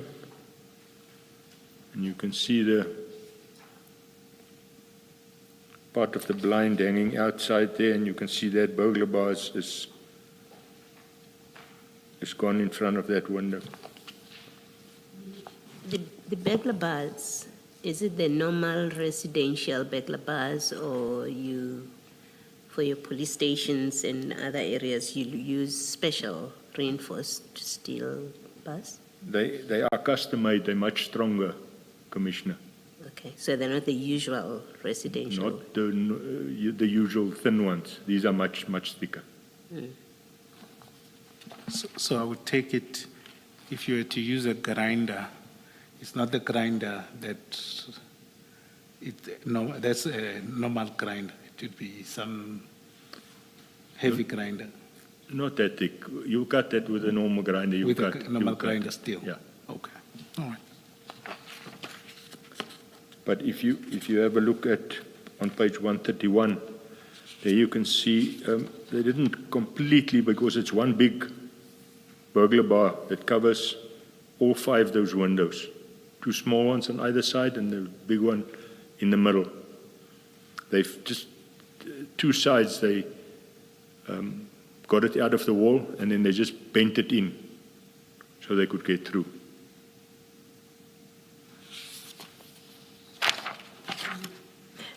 And before this, no one had identified that is even long before this consignment. I'm looking at the picture at photo 16, for example, where you've got that wall and you've got the barbed wire, and then you've got the window. I don't have a sense of the distance between the wall and the window, but no one had identified this proximity, this wall, as a risk factor for the DPCI office. Because, I mean, it looks like someone could easily scale over that fence. If they cut the fence, they could easily scale over the wall. And there they have access to your yard and they have access to that window. That has never been identified as a risk. I think that Lieutenant Colonel from CI that gave that report, I think he did indicate it in there, because this is the second time they broke into one of the BJ's Pinard's office. Exactly the same window that they broke in previously. The distance, Commissioner, from that wall where you see the barbed wire on and the windowsill of our office is less than 1 meter. So if you're standing on the wall by the bob wire, one step and you're on the window of our office. Is it the one in 127, just before photo 10? Is that the distance?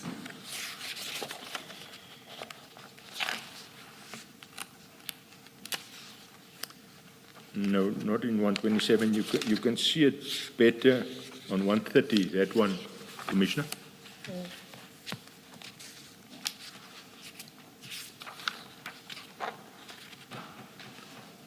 Or on page 18, on page 131, there you see it the best.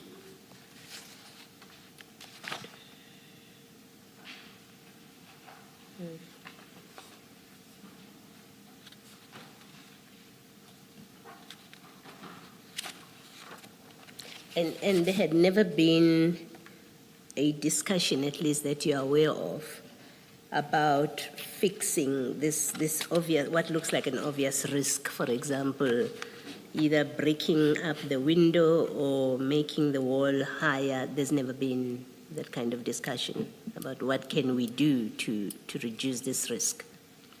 When we had those different security companies there, we were going to rectify that with beams. It was part of the plan. Of the plan, yes, ma'am.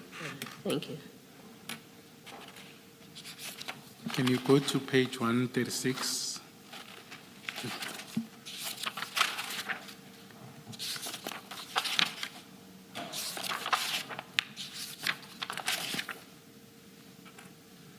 Yes, Commissioner. Sorry, that's the, I'm just saying continue with the explanation. There you can see that these aluminium windows are not very strong. If you push a screwdriver or something in there, the hinges are just pop riveted onto the frame. So it's very easy. You just put a strong screwdriver in there and you pop them out, and this is what happened here. So they took the whole window frame off there. So if you use a grinder, for example, for these backlight bars, it would make a lot of noise, isn't it? On the outside, yeah. Okay. It will be much quieter on the inside for them. Then won't hear it so easily on the outside. So, and obviously it must have been, well, it would have been over a weekend. No one would hear anything. No. And particularly on this day, no one, you had come earlier on the Sunday, that is. Yeah. And you wouldn't have noticed this.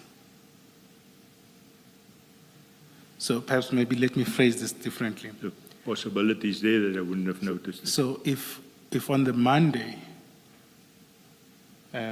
Warrant Officer Pinar had not brought this to your attention, you would have, if he was absent for one reason or the other, you would have prepared for your workshop, 9:30, you leave. You wouldn't know. No, we've got parade every morning, 7:30. We've got parade with all the members. Okay, so you'd only discover it at that time? Even before that, because there's other offices there close by there as well. Okay, yeah. And when you on the Sunday that you were there, would you have been able to discover this? There's a possibility that I wouldn't have. I didn't go into the bottom of the office. I didn't. So it could have been that this happened on the 6th, on the Saturday. It could have been. Or the Friday. I don't think the Friday. Captain Jeza was there on the Saturday. He had to prepare for a high court case. Okay. So he was there basically the whole Saturday. Okay. So on Saturday, at some point, it could have been the case after he had left. It's a possibility, Commissioner. Or the Sunday. It's a possibility. Okay. Then we turn to page 137. That's just the condition that Warrant Officer Pinar's office was in.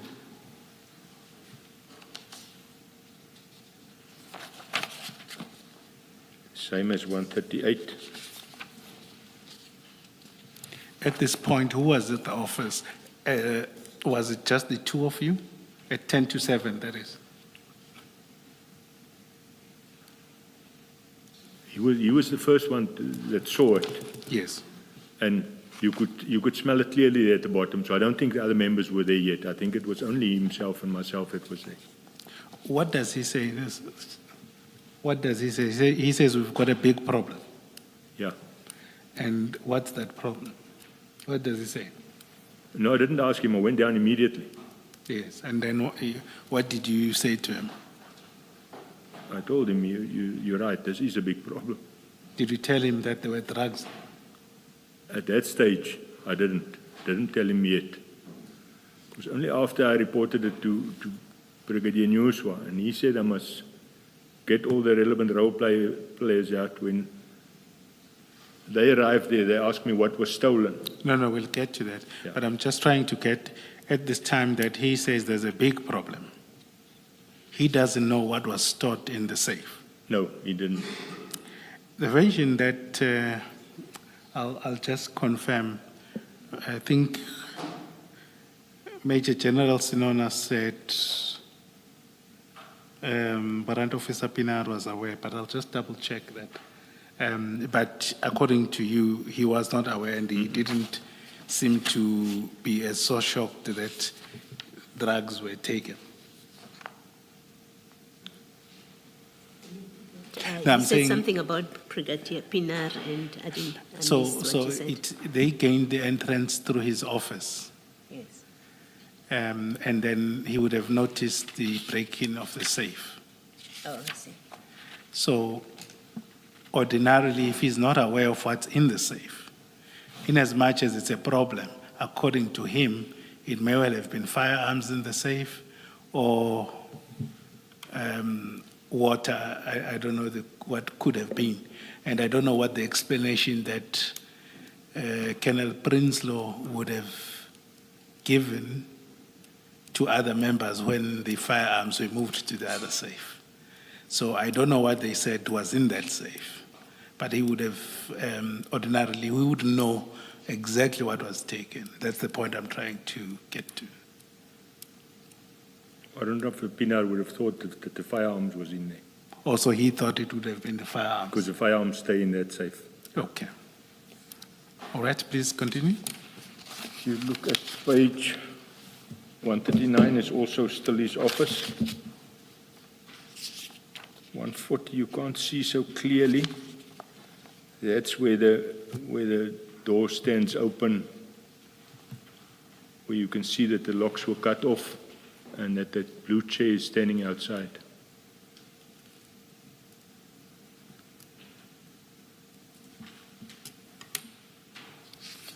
Yeah, so I just wanted to confirm that Major General Sinona's testimony was that at the on the 22nd, he says his testimony was that Warrant Officer Pinar was there. You would disagree with him? I was not there, Commissioner, so I won't know. No, when the exhibits came. No, Pinar was not there when the exhibits came. Okay, so he's wrong in that. Yeah. Okay, that's fine. Please proceed. Okay, that photo is not very clear on page 140. If we go to 141, that's the sum of the footprints, shoe prints that are in that. It can be seen in that black dust of the grinding. Same as 142. 143, you can see clearly how the two locks were cut there on the door. Is this now the outside of the door at page 143? That's the outside of the door, Commissioner. Okay.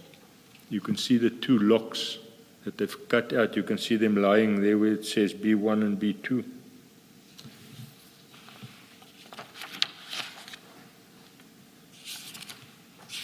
same as page 144.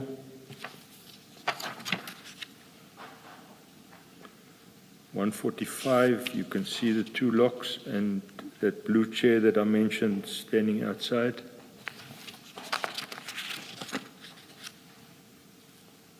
On 146, you can see the inside of the lock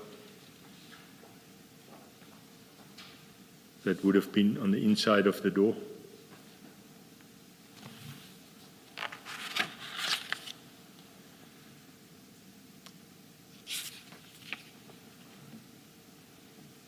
(147), you can see that in that black case that's standing there, that was also in the safe.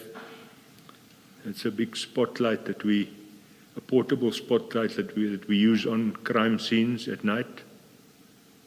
That was also in there. They never touched that. 148 just shows you the floor space where the drugs was.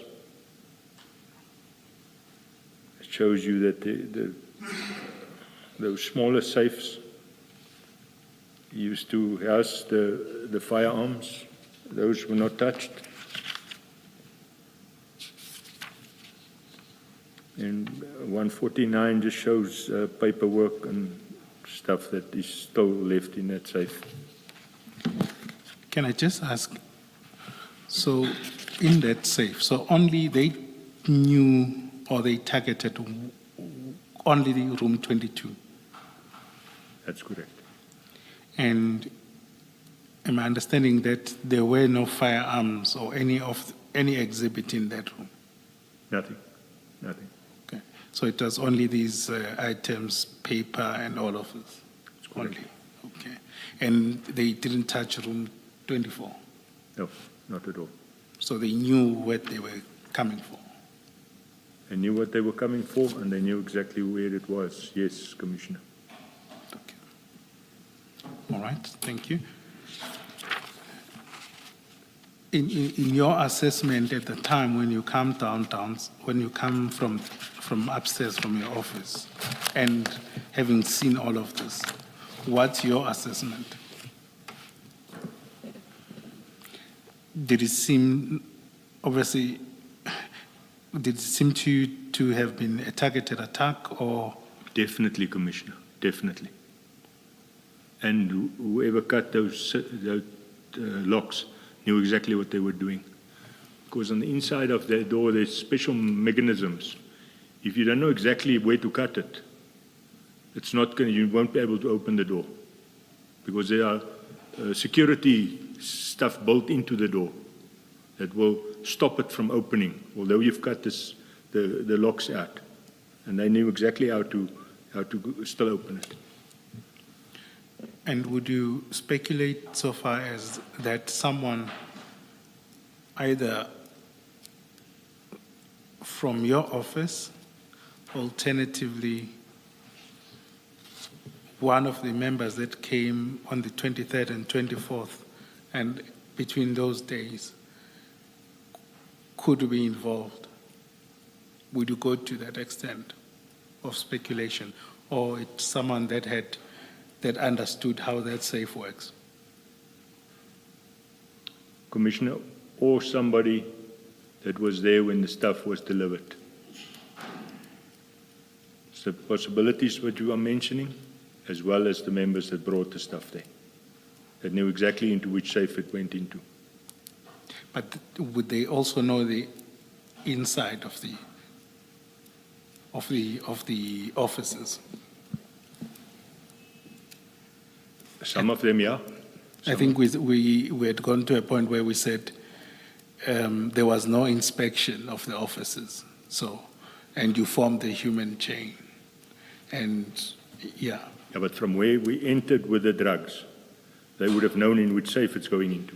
That they would have known. Yes, I'm talking about you mentioning they would have known which section of the safe to target. Which safe? Which of the two safes to target? Yes, Commissioner. Okay. If you look at,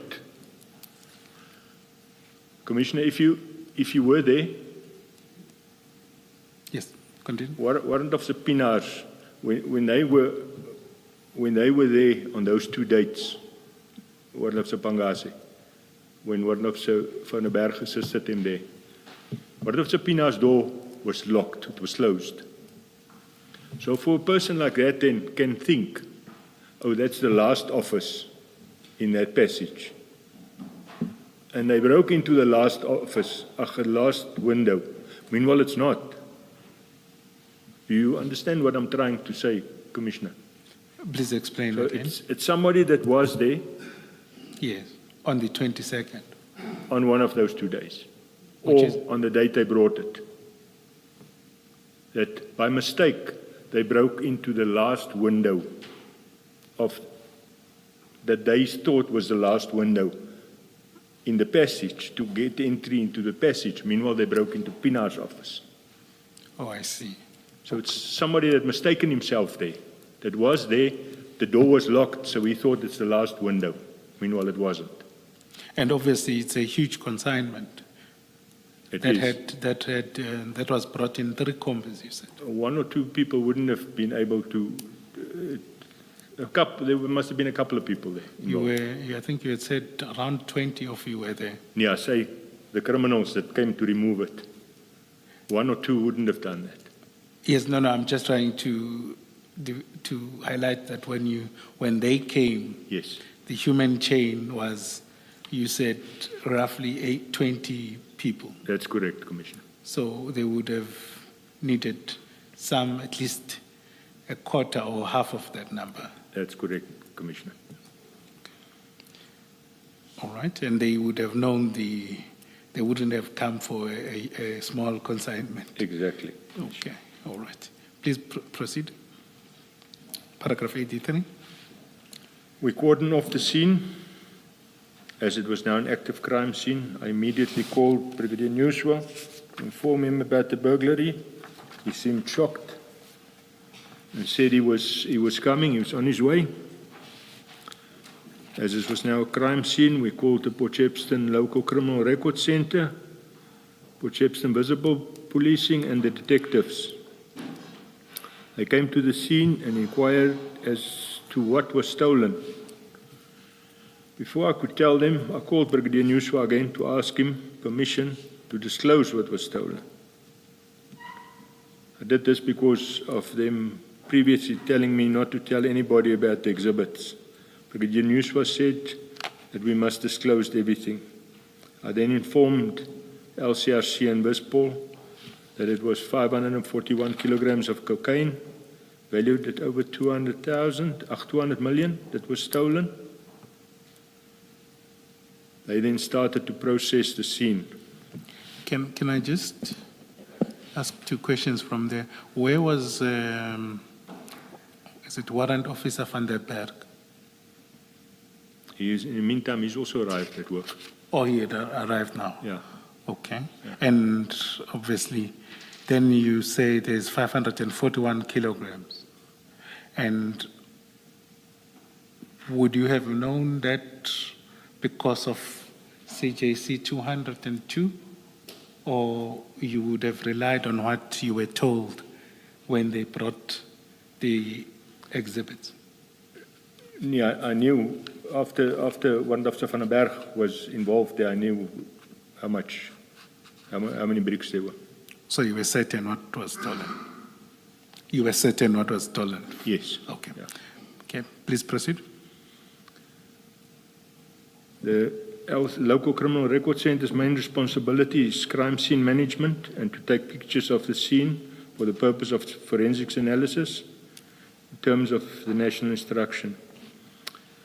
LCRC, that is responsible for any scene, is the one in whose jurisdiction the crime occurred. So just to be clear, the crime would have occurred in Port Shepstone, Yes, and the relevant LCRC would have been the Port Shepstone one, that's correct. right? And would they have had the capacity to process the scene? Yes, they do have the capacity. Okay, please proceed. The Newswa then arrived at the scene. Major General Sanona also later arrived. Brigadier Nuswa then called a special team from Durban LCRC. He did not say why he called the Durban LCRC, especially because Potchefstroom LCRC had already started processing the scene. And did the Potchefstroom LCRC stop with the work, or they worked together with the Durban team? No, they stopped. And what happened? They just stopped and left, or they stopped and watched? Stopped and watched when these people arrived from Durban. Okay. Was it explained why there was a special team from Durban? Brigadier Nuswa didn't specifically tell me. He just wanted that team from Durban to come and assist. Okay. Oh, that's fine. Proceed. So, but then would there be a record from LCRC Potchefstroom? I mean, they did come to the scene. They did Yes. deploy to the scene. Yes, there would be a record from There them. would be a record of what they did up to which point. And then there will also be a Durban report. That's correct, Commissioner. Although we never saw it. Yes, but ordinarily, in the way Yes. things work, Yes. the Durban LCRC should also have its own report. That is correct, Commissioner. Thank you. Just to follow up on that, what you've stated, you say you've never seen the Durban record. No, it was never supplied to us. Okay. It was supplied directly to the investigating team from Pretoria, here from Pretoria. Okay. Okay, please. Ordinarily, what would have happened? I mean, the crime scene is on your property. Would you ordinarily get a crime scene report? Because it's your location that was affected, and it is goods that were under your roof. They may not belong to you. You lodged the report. You're the one that called Potchefstroom police to report, and you called LCRC. So ordinarily, how does that work? Who does the report go to? Commissioner, it goes to the investigating officer. Brigadier Sabia, he was in charge of the scene. He's the Ugu District Detective Commander. He came out to the scene. He appointed Sergeant Jones from his office. He was going to be the investigating officer. He then started with his work. Later, it was communicated to us that the team from Pretoria will be investigating the case, not us, our office, or the local detectives would be involved in that. So the short answer is those reports don't come to you, the LCRC report. They go to the investigating officer. That's correct, All Commissioner. right, thank you.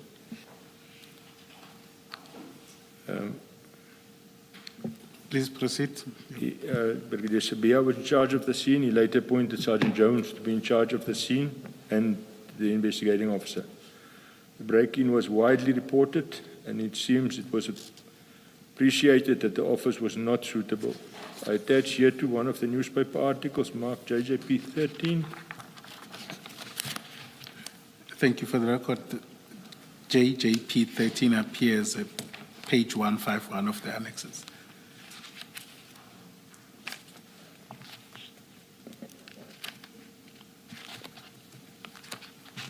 That's just a newspaper report highlighting some commentary from an expert about the security of the place, but that's as far as we can take it. Please go to your paragraph 87.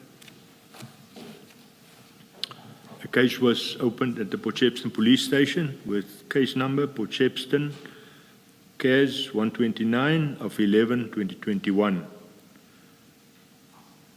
I was not involved with this investigation. On the 9th of November, no. Commissioner, my affidavit says the 9th of November, but I subsequently retrieved my diary of that specific week, and it's supposed to be on the 11th of November. I was summoned to Major General Sinona's office in Durban I went to the office, and there was Major General Sonona,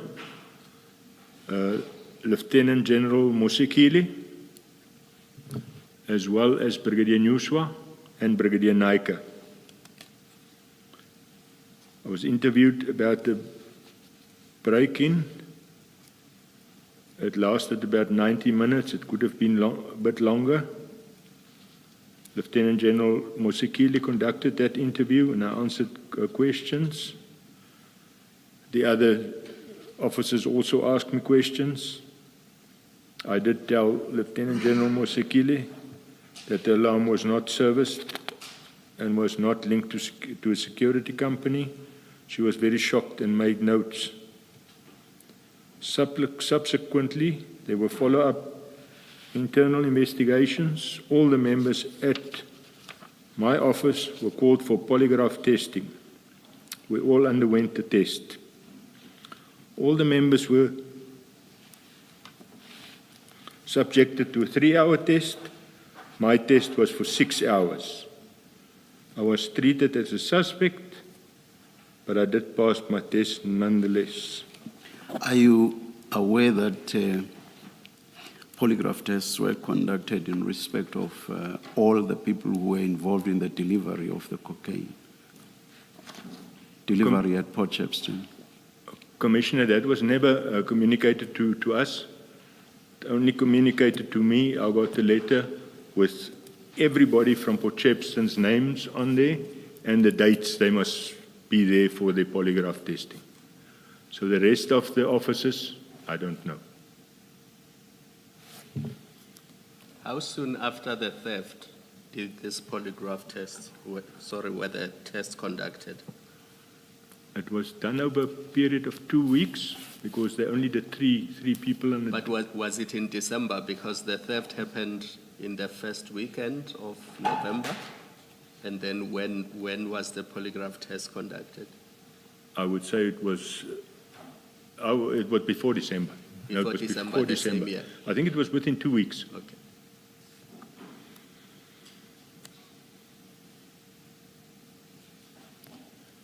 Commissioner, the exhibits were never recovered. Well, I've been interviewed several times in relation to the matter. I do not know the status or the progress of this investigation.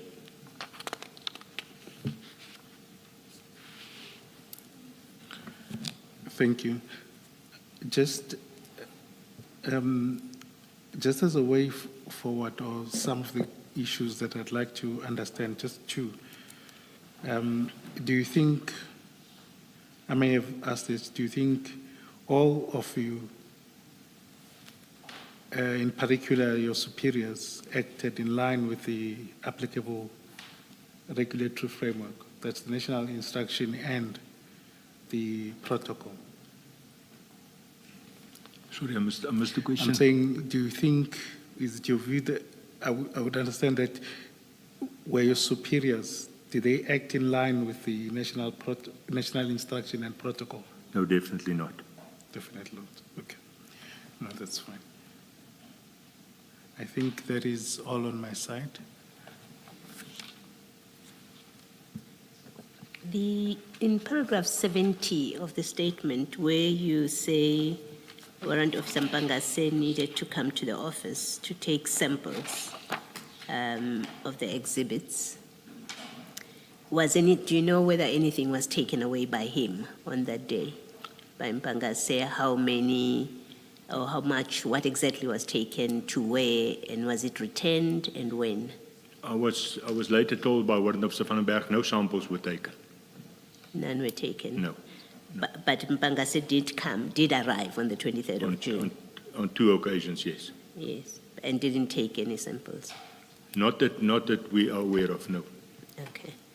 And then at 71, you say there was no register. That is the very last sentence where you're describing when they arrived, you gave them access, keys to the safe, you opened the gate, and then you say there was also no register that was completed. Can you just explain this register? Warrant Officer van den Berg made an OB entry for each time that they came.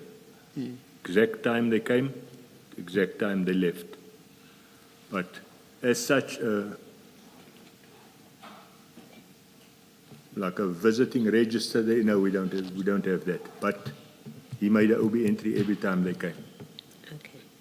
So when you say there was no register that was completed, it's not as if there was a register to complete. No. You're just saying there's no document Yes, that's correct, that was done. Commissioner. Does that mean, therefore, that you don't, Potchefstroom office doesn't have a record or never had a record of the officers who came that day to deliver the cocaine? You don't have a list of names? No. Okay. And then in paragraph 72, you speak about Brigadier Naika of SANEB. How would he have known that the drugs are kept at Potchefstroom? Was he present when the drugs were delivered No. to you? He wasn't. No. How would he have known then? I presume he was informed, because all seizures of drugs gets reported through his office. That's a seizure. We are talking storage. So I'm asking about the storage. How and why would he have known that where they are? I really cannot, I can't tell you who informed him. That I don't know, Commissioner. Ordinarily, whatever his position is, you say he's the SANEP coordinator For South Africa. for South Africa. What does that mean? Do you know what that position means? All drug-related matters goes through his office. Okay. And would that include that now the drugs are at FSL, that kind of detail? Yes, he would have that. He would know that. He would know that. And so he would know where they are stored. Yes. If they had been left at Isipingo, he would know. Yes. So you're not surprised, you're not making anything of the fact that he knew that the drugs are at Potchefstroom? No, I don't. Okay. And then further on, at 78, you say you received a call on the 4th of November. This is a few days before the theft or the break-in. You received a call from Colonel Jacob. And then he said now he's the investigating officer. You had been told and you had been dealing with Bangase as the investigating officer. How does it work that a police officer calls you? There's no formal communication from NUSWA to you? You hadn't received any instructions. Bangase was introduced in NUSWA's presence, that he's the investigating officer. How does it come about that Colonel Jacob can just pick up the phone and call you and say, now I'm the investigating officer, without you hearing from your superior? Thank you, Commissioner.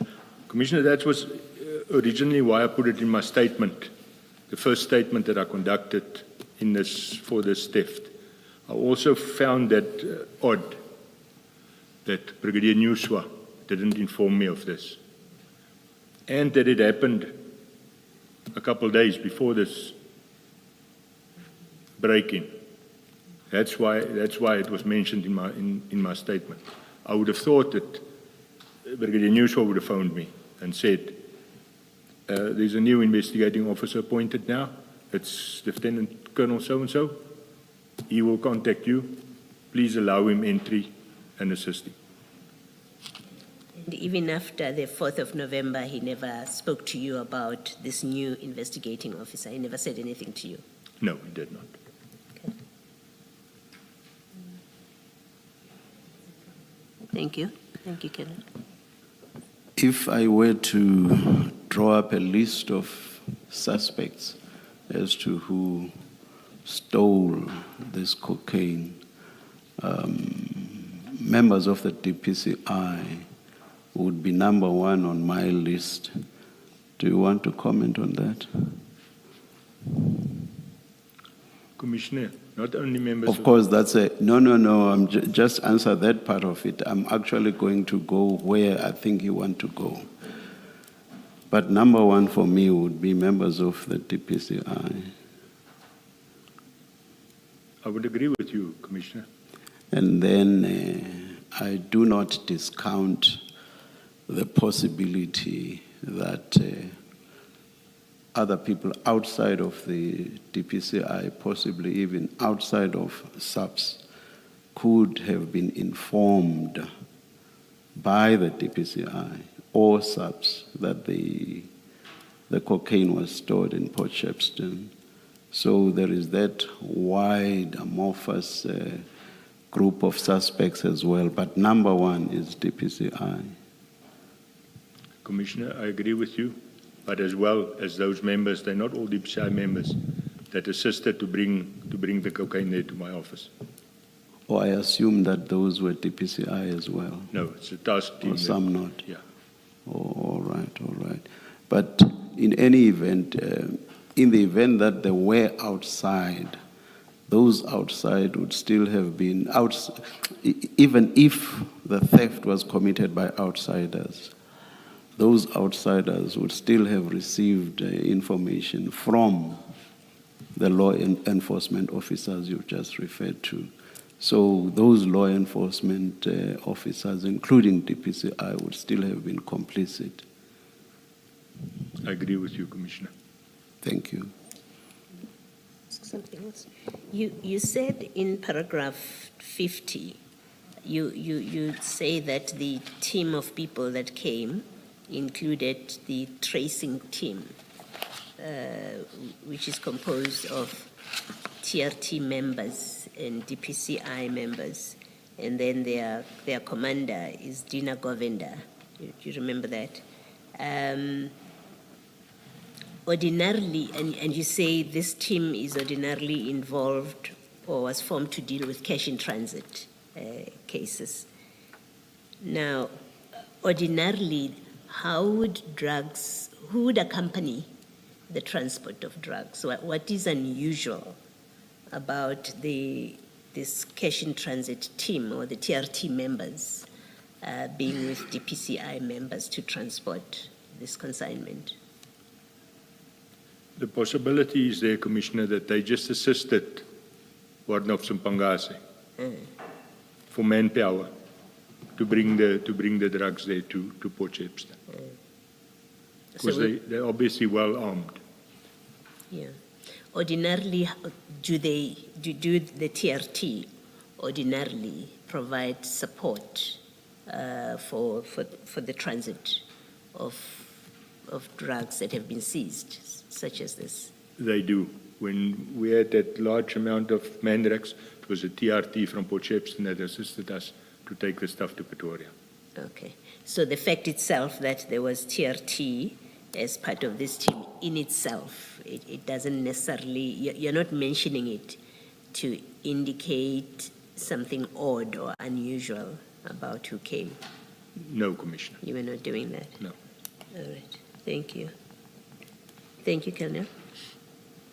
Can I just follow up on that? Apologies, Commissioner. The combis, just to be clear, were they SAPS-marked vehicles or they were unmarked?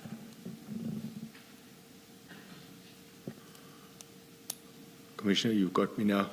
I think some were marked, some were unmarked. Yeah. There were some of them that were unmarked as well. I'm talking about the combis. Some of them were unmarked, but I can recall at least one was marked. Okay. All right. Thanks.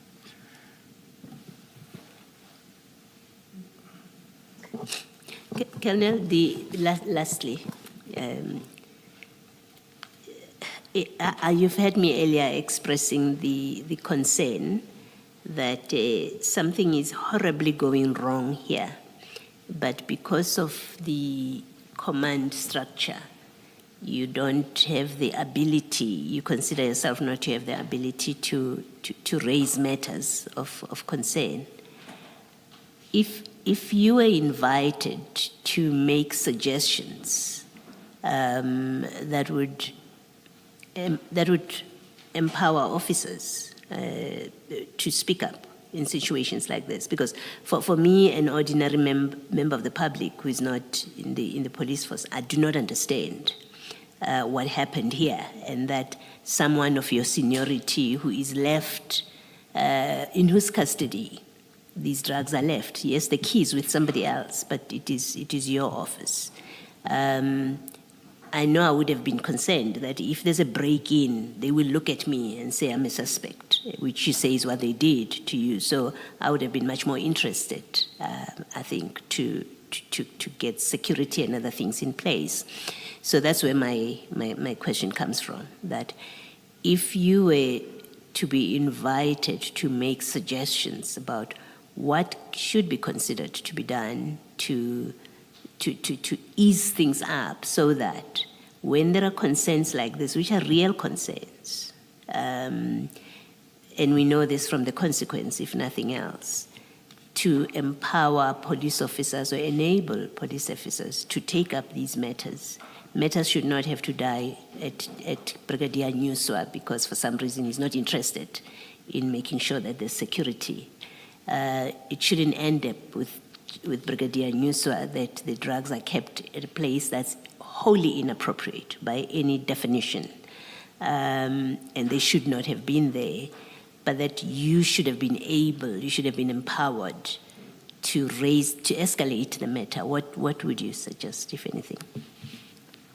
If I would be invited, you mean out of this commission?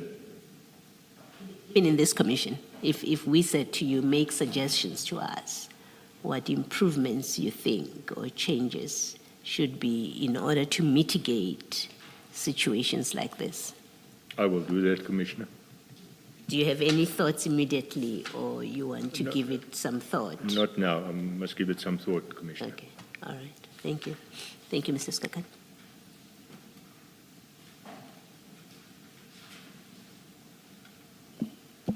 Thank you very much, Colonel.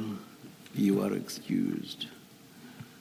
Do we resume at 9:30 tomorrow? I presume so. I know there's an issue about an application, but I should presume it should start 9:30 tomorrow in any event. Let's adjourn and resume then. Thank you.